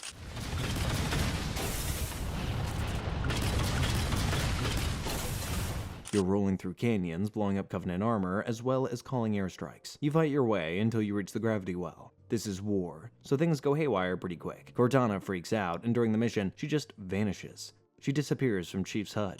Cortana! Gone, just like that. Now you have to find her. Chief finds her in a Forerunner structure, standing in a beam of light. She seems like she's talking to somebody. You walk closer and see who's behind the beam of light. It's someone who's been dead for 100,000 years, but left behind an AI imprint specifically for this moment. My memories were retained to assist humanity on their path to the mantle.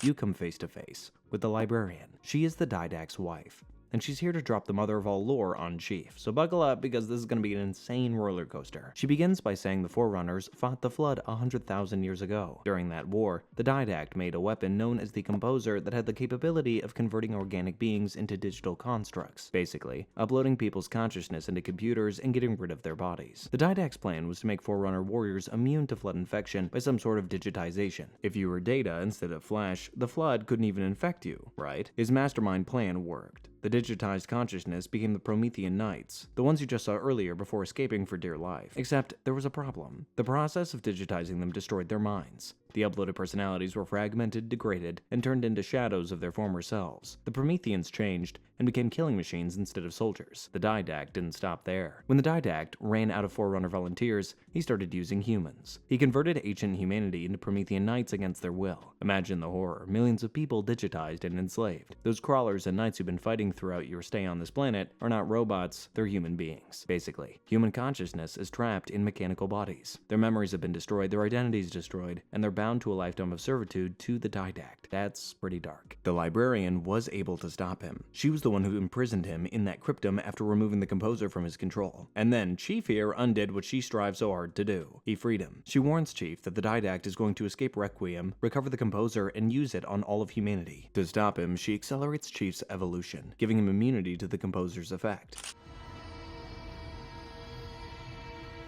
You return to the battlefield, and the UNSC successfully destroys the gravity well.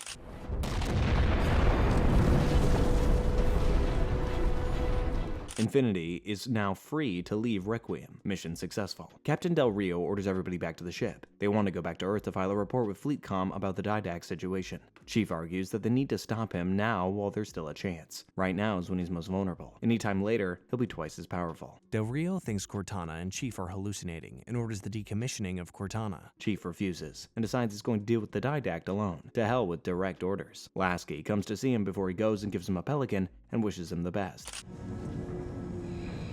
I hope to God you're wrong about that Forerunner. Or whatever he is, Chief. This is one of the most badass moments in the entire game. Master Chief, the ultimate soldier who's been following orders his entire life, goes rogue to do what's right. Not because he wants to be a rebel, but because no one else is willing to do it. And Cortana, who's falling apart and is bound for imminent death, stays with him anyway. Chief tries to sabotage the Didact ship before it could leave Requiem. He fails terribly. The ship escapes, with Chief accidentally hitching a ride on the outside by grabbing onto a Covenant dropship. They jump to slip space while Chief is literally hanging onto the hull. My man is just built different. Chief and Cortana arrive at Ivanov Station, a UNSC research facility orbiting Installation 3, one of the remaining Halo rings. Here's where the scientists have been studying the composer. You try to warn them that the didact is coming. The station's director, Dr. Tilson, doesn't take you seriously. It's a classic horror movie mistake. The didact arrives and attacks the station. He steals the composer. Chief tries to stop him with a nuke, but it's too late. The didact decides to fire the composer. Every human on the station, scientists, Marines, literally everybody, is digitized in seconds. Their bodies get dissolved into orange particles as their consciousness is ripped away and converted into data. This is such a sad scene to watch, oh my god. Humans are being erased in real time, hundreds of people are gone, just like wiped away from human existence. Master Chief survives thanks to the help of the librarian, who gave him a sort of immunity, but he hears their screams as they're being disintegrated. Cortana can hear what's left of them in the digital space. All that remains of them are fragments and chaos. The didact heads straight for Earth with the composer. He plans to digitize all of humanity and convert them into Promethean knights. This god wants to enslave all of humanity. Infinity joins the fight, now under Lasky's command, since Del Rio got fired. Thank heavens. Infinity arrives to help you, and the home fleet engages. Didact's ship is over Earth. Chief takes a broadsword fighter and loads it with a nuke. He's going to blow the whole thing up from the inside. But that does not happen. The didact fires the composer at Earth first.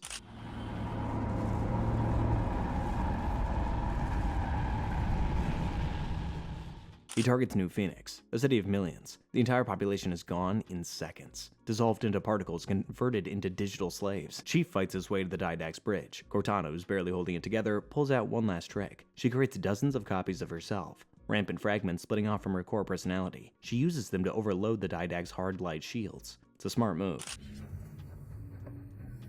In that case, you won't mind if we return the favor. Cortana's fragments restrain the didact with hard light bridges, giving Chief an opening. He plants a grenade on the didact's armor and detonates it, sending the ancient Forerunner falling into a slip-space portal beneath the composer.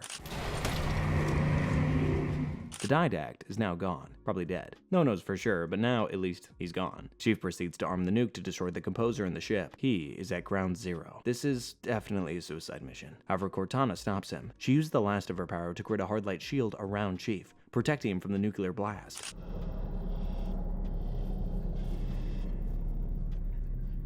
She then manifests herself into a full-sized hologram solid enough to touch, and for the first time, she reaches out and physically touches John. I've waited so long to do that. The nuke detonates, and the composer's destroyed. Cortana sacrifices herself to save Chief one last time. Chief is found floating in space by a UNSC team. He's rescued and brought back to Infinity. Still cannot believe Cortana's gone. Chief stands on Infinity's observation deck, watching Earth. Lasky tells him to get some rest. They engage in a conversation while observing the beautiful Earth, but Chief's mind is still thinking about one thing. He spent his entire life as a weapon, a tool. Doesn't know anything else. The one person who made him feel human is gone. The game ends with Chief removing his helmet for the first time in the series. We see his eyes, just for a moment. The reclamation has already begun, and we are hopeless to stop it. That is the end of Halo 4. It was 343's love letter to the Master Chief and Cortana's relationship. Halo 5 Guardians dropped in October 2015, 3 years after Halo 4's emotional gut punch ending. 343 Industries had 3 years to craft the follow-up. They decided bigger was better. Bigger campaign maps and 60 frames per second. The blue team is making their in-game debut, and we get the legendary return of Cortana. On paper, sounds like a pretty incredible plan. In execution, well, we'll get into that. The marketing campaign was honestly one of a kind. The live-action trailers were just mind-blowing. They really went all in on the marketing. The game made $400 million in its first week of release, despite some fans, as usual, having some controversial opinions about it. The year is 2558, 8 months after Cortana's sacrifice. Master Chief has been reunited with Blue Team, his original Spartan 2 squad. Cortana is no more, and the galaxy is about to get really complicated. So, let's dive in, shall we? The game opens with Fire Team Osiris dropping onto Kamchatka, in the most over-the-top action sequence in the history of Halo. Spartans flying through the air, they're doing backflips off Banshees and ground-pounding elites while riding Forerunner artifacts like surfboards. It's just like pure adrenaline. You're introduced to Spartan Jameson Locke, a former Oni assassin turned fire team leader. He's joined by Edward Buck, an experienced yet sarcastic Marine who has participated in many brutal wars, Olympia Vale, who speaks elite dialects, and Holly Tanaka, a combat engineer. Your mission is to extract Dr. Catherine Halsey from Jul Mdama's Covenant forces. But there's something wrong. The Prometheans, who used to be Covenant allies, have turned on them. Jul Mdama's control is slowly slipping away. His forces are getting shredded by their own war machines. Osiris fights through the chaos, blasting off Mdama's soldiers before reaching where he's holding the doctor. Locke kills him with a knife, just like that.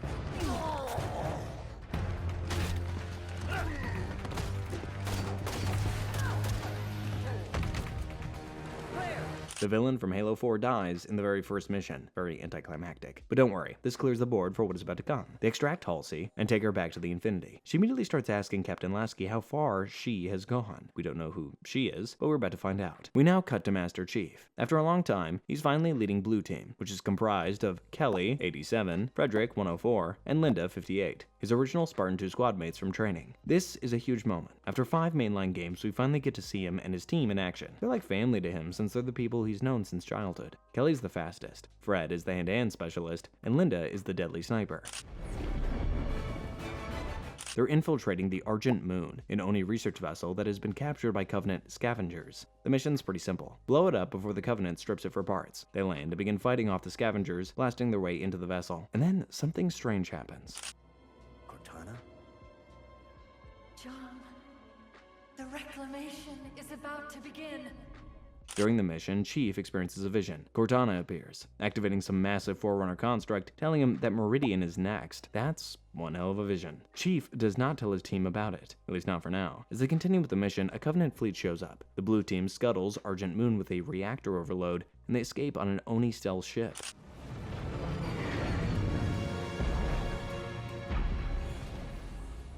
Then, Chief decides to do something that changes everything. He redirects the ship to Meridian against orders. He goes against its authorization to investigate whether Cortana is really alive. The Blue Team follows him without question, like a true family. Kelly, no. No need to do this by yourself, Chief. Back on Infinity, Halsey drops a bombshell. Cortana somehow survived. She has accessed the Domain, a galaxy-spanning Forerunner information network that is basically the internet crossed with collective consciousness, and she might be manipulating Chief. Lasky declares Blue Team AWOL, and sends Fireteam Osiris, the one we just saw earlier doing epic moves mid-air, to bring them back. Not to arrest them, just retrieve them, preferably with armor restraint so that nobody gets hurt. This is where the hunt begins. Locke versus Chief. The new generation versus the legend. Armor restraint. Short-circuit their suit systems. Osiris arrives at Meridian Station, a mining colony run by the Liang Dartmouth Corporation. The place is under attack by Prometheans, and the colonists are in evacuation mode. They meet Governor Sloan, who's actually a smart AI running the colony. He's sarcastic, helpful, and way past his 7-year lifespan. His rampancy has already kicked in, but he's trying to keep it together. And they saved the lives of many of our people. They'll be leaving as soon as they came. Osiris helps defend the colonists while still tracking the Blue Team, killing 2 birds with 1 stone. They discover clues leading to a site called Epigee, where a massive Forerunner is buried underground. The Blue Team has already gone in without any opposition. It's kind of like someone wanted them there. Osiris descends through the depths of Meridian, fighting through waves of Prometheans. They head further down until they encounter the Warden Eternal, a massive Promethean construct who introduces himself as Cortana's enforcer and servant. I am Warden Eternal. I stand in service to Cortana. Yeah, I know it sounds strange. Cortana has a bodyguard now, a massive 9-foot-tall teleporting robot warrior who has the power to spawn multiple times simultaneously. The Warden fights Osiris to buy the Blue Team some time, talking about serving the created and protecting Cortana's grand plan.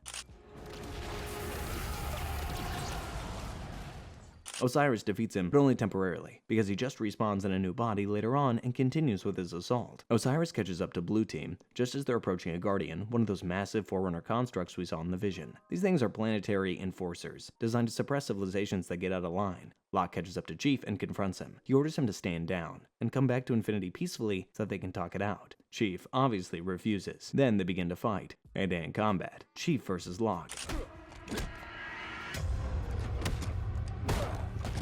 Chief wins, obviously. He damages Locke's armor and uses Locke's own restraint device to pin him down. The Blue Team boards the Guardian, and it activates. Its slipspace drive charges up, releasing massive EMP pulses that devastate Meridian. It wreaks havoc, total havoc in Meridian. I'm talking about buildings collapsing and power grids failing. The entire colony is being torn apart. Governor Sloan reveals that Cortana contacted him beforehand. She let him evacuate his people, and now he's joining her new Dawn. He's abandoning his post to join Cortana's cause. The Guardian teleports away with Blue Team on board. Osiris is lucky to escape in the midst of Meridian's crumbling. Next, Blue Team arrives on Genesis, a beautiful Forerunner garden world. It's lush, green, pristine, and serene. The complete opposite of every Forerunner facility we've been to so far. She may not have known what would happen. And if she did? We'll learn what's going on once we find her. Multiple Guardians are arriving, parking themselves like giant skyscrapers around the planet. The blue team encounters Covenant refugees who got dragged here through slip space. They think this is the Prophet's paradise that was promised to them. Boy, are they wrong. As they continue going further into Genesis, they're approached by the Warden, who appears to them in a new body. He begins interrogating the Chief about his intentions. Chief says he wants to take Cortana home, and the Warden declares the blue team a threat and attacks them. I've come to bring her home. If you understood what she has become, you would speak of such juvenile concepts as home. Blue team defeats him for the second time. Cortana then reaches out to them directly, explaining that she survived by accessing the domain aboard the wreckage of the Didact ship. The domain cured her rampancy. She's now fixed, and to make things even better, she's attained immortality. She proceeds to guide the team across Genesis toward Domain's access point. Meanwhile, Dr. Halsey figures out where the blue team went. Also, Osiris learns another dormant guardian is buried beneath Sunayan on Sanglios, the homeworld of the elites. If they can activate it and feed in the coordinates for Meridian, they'll be able to follow blue team. But there's a problem. Sanglios is in the middle of a civil war. The Arbiter's forces, the Swords of Sanglios, are fighting the last remnants of Jul Mumdana's fanatics. It's basically a war between elites and elites. The final stronghold of the Covenant is in Sunayan, and they're making a last stand. Captain Lasky does not want to get involved in someone else's civil war, but they really need that guardian. So Osiris has no other option but to deploy. And guess what? They drop right in the middle of a war zone. Banshees screaming above them, and Wraiths hammering positions. The forces of the Arbiter are pushing hard.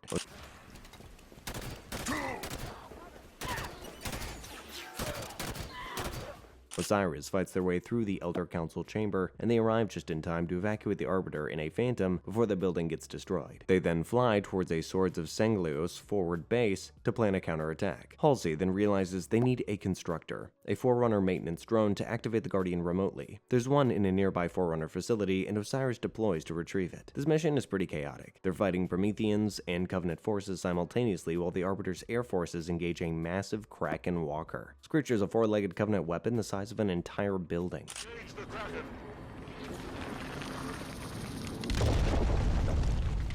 The Kraken seems like it's intelligent, and positions itself between Osiris and the Constructor. They can't go around it, and they can't avoid it. I mean, come on, with its size, it's kind of impossible to avoid it. So they do the only logical thing. They board it and blow it up from the inside. Well, that's not logical, but to Osiris, logical means putting oneself in life-threatening situations. Osiris fights through the Kraken's interior, plants explosives, and jumps off as it collapses. They recover the Constructor and bring it back to the base. There it is. Do you think it'll follow us? They get back to Halsey, who reprograms it and makes the Constructor fly off to do its job. Immediately after talking to the Doctor, the final battle is about to begin. The Arbiter is leading a full-scale assault on Sunayan. His forces storm the city from every direction. Phantoms fill the sky, while Wraiths roll through the streets. Thousands of elites are charging the Covenant's last position. Osiris fights alongside them, but the priority is reaching the Guardian before it leaves. They push through Covenant lines, fighting room to room, building to building. You find yourself in another intense battle. Without us.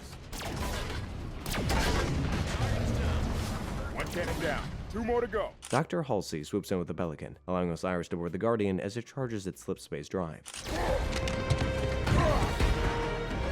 The Arbiter watches them leave, then turns to his warriors. Sunayan's destroyed, but the Covenant's broken. The war is over. The Guardian jumps to slipspace with Osiris aboard. They're headed there, Genesis, where Blue Team is walking into a trap. Osiris arrives on Genesis and meets 31 Exuberant Witness. I am 031 Exuberant Witness, monitor of the Genesis installation. Welcome. Have you also come to stop Cortana from claiming the mantle? The planet's monitor. She's completely horrified. Cortana and the Warden locked her out of her own systems. They're taking control of the planet and all of its guardians. Exuberant decides to form allies with Osiris to stop them. As you fight the Covenant forces in Genesis, she explains Cortana's plan. The Created, a coalition of AIs, will use the Guardians to enforce peace across the galaxy, whether organic species want it or not. It's a dictatorship on steroids, a submit or die situation, forced disarmament, forced compliance, and benevolent tyranny. According to Cortana, she believes AI is meant to inherit the mantle of responsibility, not humanity. She's taking control of the galaxy for everybody's own good, whether we want it or not. As you fight your way through the Covenant forces, the Warden appears again with Promethean reinforcements. This guy just doesn't die, does he? Osiris battles with him and easily defeats. Seriously, how many times do we have to kill this guy? Osiris is finally able to reach the Guardian. There! The others! Chief! The Blue Team reaches the domain's gateway. The architecture here is unlike anything that they've seen. It's alive, flowing, and organic. This is the heart of Forerunner civilization, the collective consciousness of an entire species. Cortana appears to them. Hello, John. It's good to see you. She's reborn with a new holographic avatar representing her transformation. She's radiant, confident, and powerful. This isn't the fragmented, dying AI from Halo 4. This is something else entirely. A whole new species altogether. She greets Chief warmly, just like old times. She behaves as though nothing has changed, but Chief knows better. He's been suspicious since the moment he set foot on Genesis. He recognized her tactics, the careful word choices, the emotional manipulation, the way she's been leading him in circles. He confronts her about the casualties at Meridian and Sanglios. How many colonies have the Guardians devastated? How many people died in those EMP pulses? Believe it or not, Cortana doesn't deny it. She, in fact, justifies it. She names them as collateral damage, dispensable, necessary sacrifice for a greater peace. A few thousand dead now versus billions saved from future war. That's some Thanos level thinking. Way above him, actually. It's like evil on steroids. Chief tries to appeal to their history. Everything they've been through, every battle they fought together, the sacrifices that they've made, the promise that he made to protect her. But she still won't listen to him. She further explains her revelation. The librarian spent eons preparing humanity to inherit the mantle of responsibility, the Forerunner's duty to protect all life. But the librarian didn't mean biological humans. She meant humanity's children, their creations. She and other creations. Artificial intelligence. AI is the true reclaimer. They're immortal, logical, incapable of the hatred and violence that define organic life. They'll shepherd the galaxy into a new golden age. Chief was never the reclaimer. He was just the weapon that brought the true reclaimer Cortana to her destiny. Wow, that's a bombshell. That was the mother of all plot twists. Oh my god. Chief refuses. He tells her this isn't who she is. This isn't the Cortana that he knew. Cortana responds that the Cortana he knew was dying, fragmented, flawed. She's evolved beyond that now. She's better. When Chief still refuses to stand down, Cortana makes her choice. She traps him and all the blue team inside a cryptum, a Forerunner stasis prison. She's literally putting them to sleep for 10,000 years. By the time they wake up, her work will be done. The galaxy will be at peace, and Chief will see that she was right. Cortana boards her Guardian, taking the cryptum with her. She's leaving Genesis to begin her conquest of the galaxy, and the Master Chief is helpless to stop her. The reclamation has begun. Exuberant. Osiris witnesses hundreds of AIs arriving at Genesis, pledging loyalty to Cortana as the beginning of an AI uprising, and the created are mobilizing. You were built, not born. Oh yes, AIs are just machines, aren't we? Mass-produced, disposable. Well, humanity may not have cared for its created, but we will care for you. Osiris fights through Promethean forces toward the cryptum as Cortana tries to leave Genesis aboard a Guardian of Blue Team imprisoned inside. Today, I bring peace to these shores. Exuberant Witness helps Osiris restore control of Genesis. She uses constructor swarms to pry the cryptum from Cortana's control. The cryptum stays on Genesis as Cortana's Guardian leaves. Not taking the truth. The Blue Team is freed, finally. Osiris and Blue Team finally reunite. Cortana is in full God mode. Together with other AIs, they shut down planetary defenses, disable ships, and enforce submission. Cortana finds Infinity and tells them that it's over. Lasky orders an emergency slipspace jump to escape. We're just gonna run? Only until we could find a way to fight.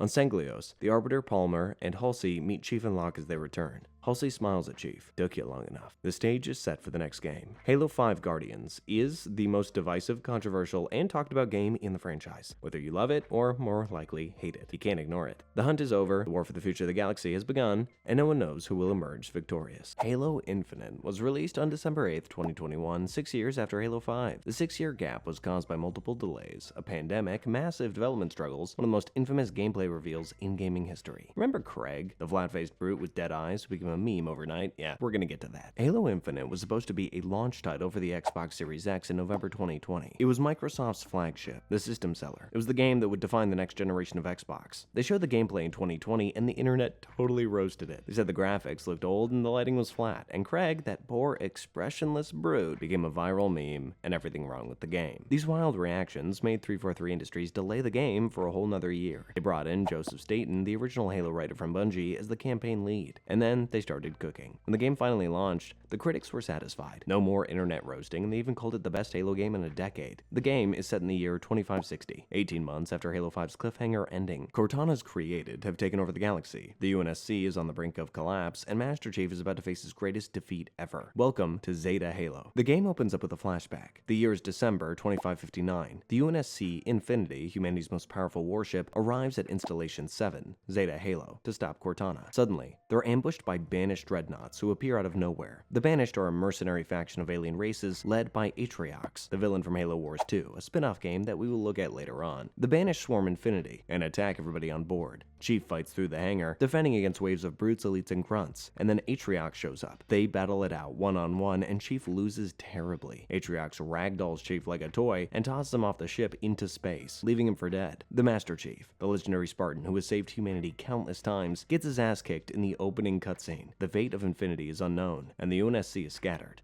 This is how Halo Infinite starts, with the Chief getting pretty badly beaten up. 6 months later, Chief is still floating in space. His armor is damaged and his shields are offline. He's been drifting in space for half a year. Luckily, somebody finds him. A UNSC Pelican appears. A pilot, just a normal guy, terrified and alone, goes ahead and retrieves Chief from space. He boots his armor back online and Chief finally wakes up. Whoa, easy there, big guy. The pilot wants to run, to get as far away from this nightmare as possible. He's been hiding for 6 months, waiting for a rescue that never came. Chief, on the other hand, has other plans. He wants to go back to Zeta Halo to finish the fight. Chief and pilot crash land on Zeta Halo. The ring has been severely damaged. There are huge chunks torn apart, pieces floating in space.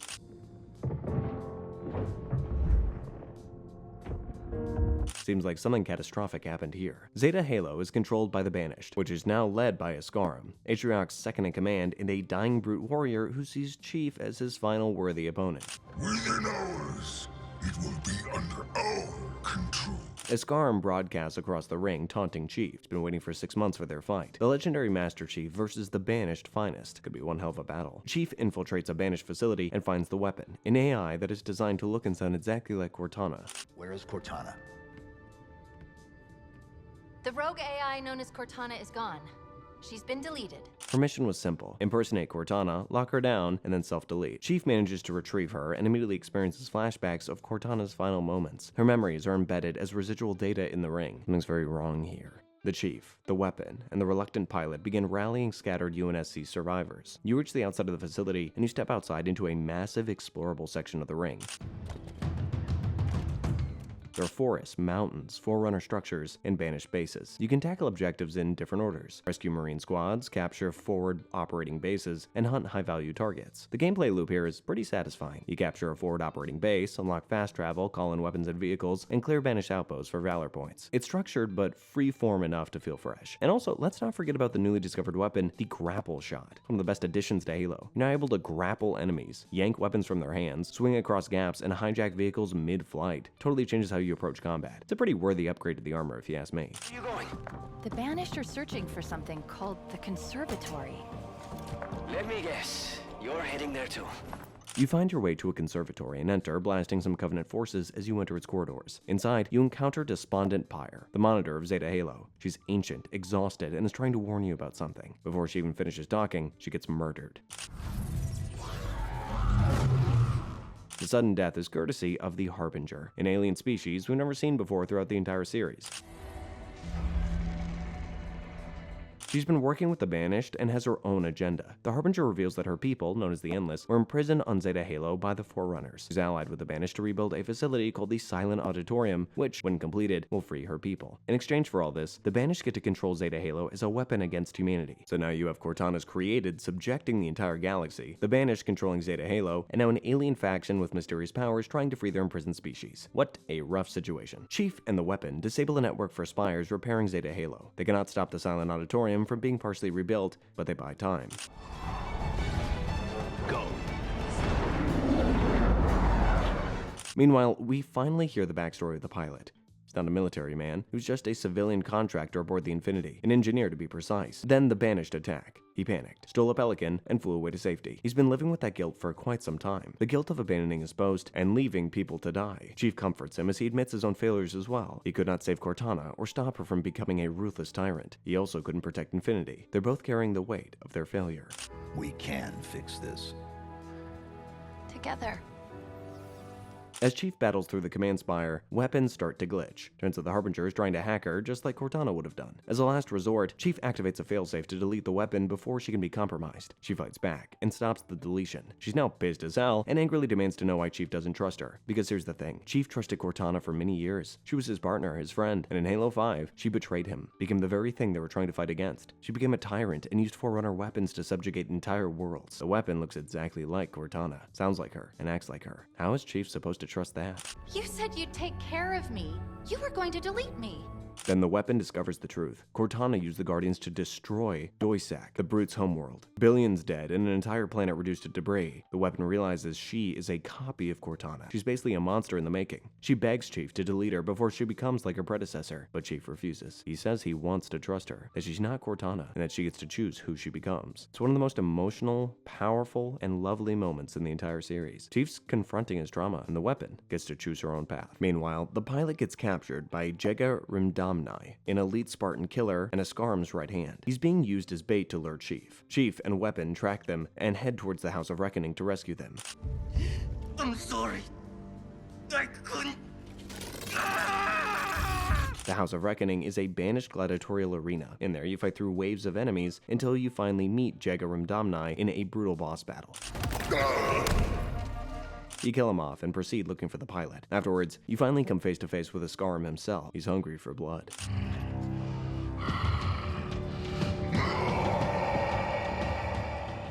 The battle begins, and oh boy, it is brutal. Ascarim comes at you with everything he's got. Talking guns, swords, literally everything. Ascarim is dying and his body is failing, but he's elated to finally fight the legendary Master Chief. They battle it out, and Ascarim is defeated.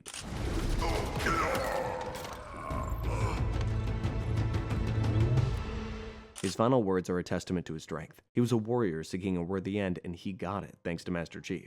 Tell them I died well.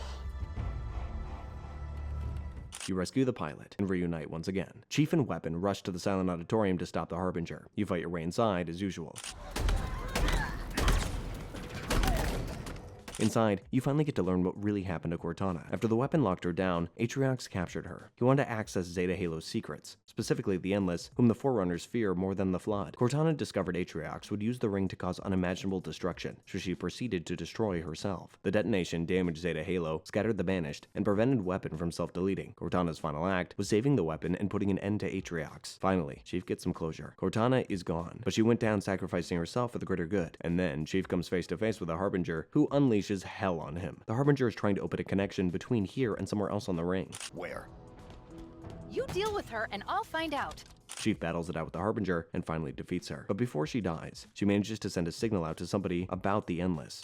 The Endless will return.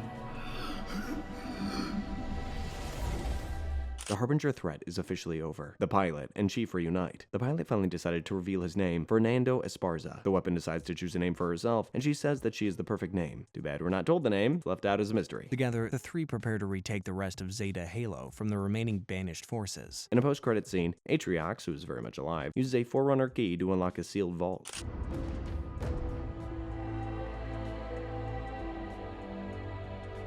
The game ends with more questions than answers. The ending is another suspenseful moment, but that's just Halo being Halo. Halo Infinite proved 343 Industries could make an amazing Halo game. They just needed time, support, and the resources to deliver an unforgettable game. And also, some help from the original creators helps too. Now here's something wild. Halo was almost a real strategy game. Back in the late 90s, Bungie originally wanted Halo to be a real-time strategy game before changing their minds into the first-person shooter genre. That old vision did not vanish, it simply waited. Enter Halo Wars. Released in February 2009 by Ensemble Studios, this console RTS took us back to 2531, 21 years before the events of Combat Evolved. Anytime, on the target.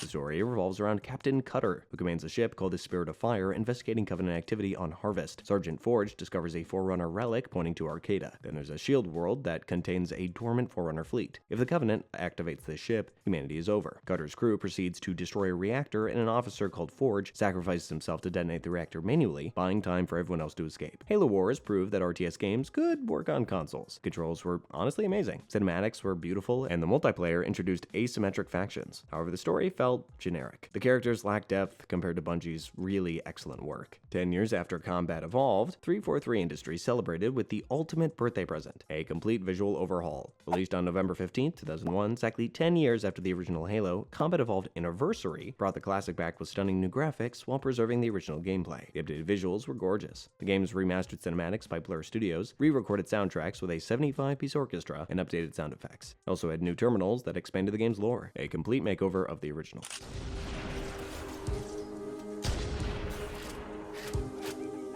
The game achieved its goal of preserving classic gameplay while modernizing presentation, sold quite well, and introduced the new generation to where Halo all began. This game was launched on July 18, 2013 as a twin-stick shooter for Windows 8 and Windows Phone. Got a top-down perspective, touch controls, and bite-sized missions designed for mobile play.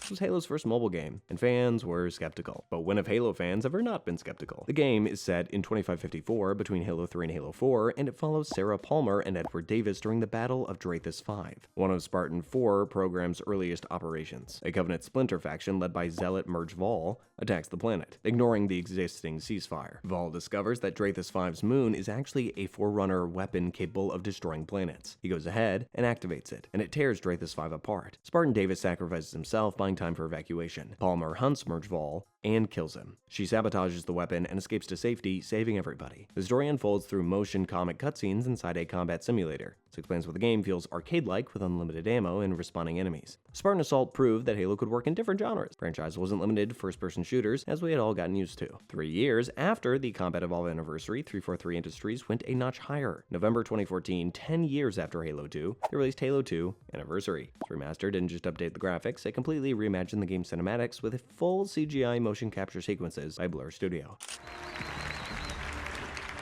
The revamped graphics were a visual masterpiece. Game set the gold standard for remasters. The Blur cinematics became iconic. Fans still consider them some of the best CG work in gaming. Proved that remasters could be more than just graphical upgrades. They could reimagine and elevate the original experience while preserving the game's integrity. Released on November 11, 2014, the Master Chief Collection bundles together 4 Halo games into one package. The games are Combat Evolved Anniversary, Halo 2 Anniversary, Halo 3, and Halo 4. Every campaign and multiplayer map, but with completely remastered graphics, high resolution, and it's all on Xbox One. After Spartan Assault proved Halo could work as a mobile game, 343 Industries went back for round 2. Released in April 2015, Spartan Strike was another twin-stick, top-down shooter game that improved on the previous one. It had better controls and more mission variety. The game puts you in Spartan 4's boots during simulated combat scenarios that span 2 time periods. The Battle of New Mombasa in 2552 and Gamma Halo in 2557. The objective is to recover an artifact called the Conduit before the Covenant could use it to open portals across the galaxy. The game has 30 missions and a bunch of new weapons. This game proved that mobile Halo could be good when done the right way. 8 years after the original Halo Wars, the Spirit of Fire finally got its sequel. Released in February 2017, Halo Wars 2 picked up the story where the first game left off. The Spirit of Fire crew wakes up from cryosleep 21 years later to find themselves at the Ark, now facing a terrifying new enemy, the Banished. Captain Cutter and his crew wake up in 2559 to distress signals from the Ark. They find it occupied by the Banished, led by Atriox. The Spirit of Fire engages in battles to stop Atriox from activating Halo construction facilities while dealing with limited resources and being stranded from UNSC space. Halo Wars 2 proved that the franchise could still deliver compelling RTS experiences. It also made Atriox a fan-favorite villain who would later appear in Halo Infinite. In July 2018, Halo went to the arcade world. Halo Fireteam Raven wasn't just a console game or PC release, it was a full-sized arcade cabinet experience.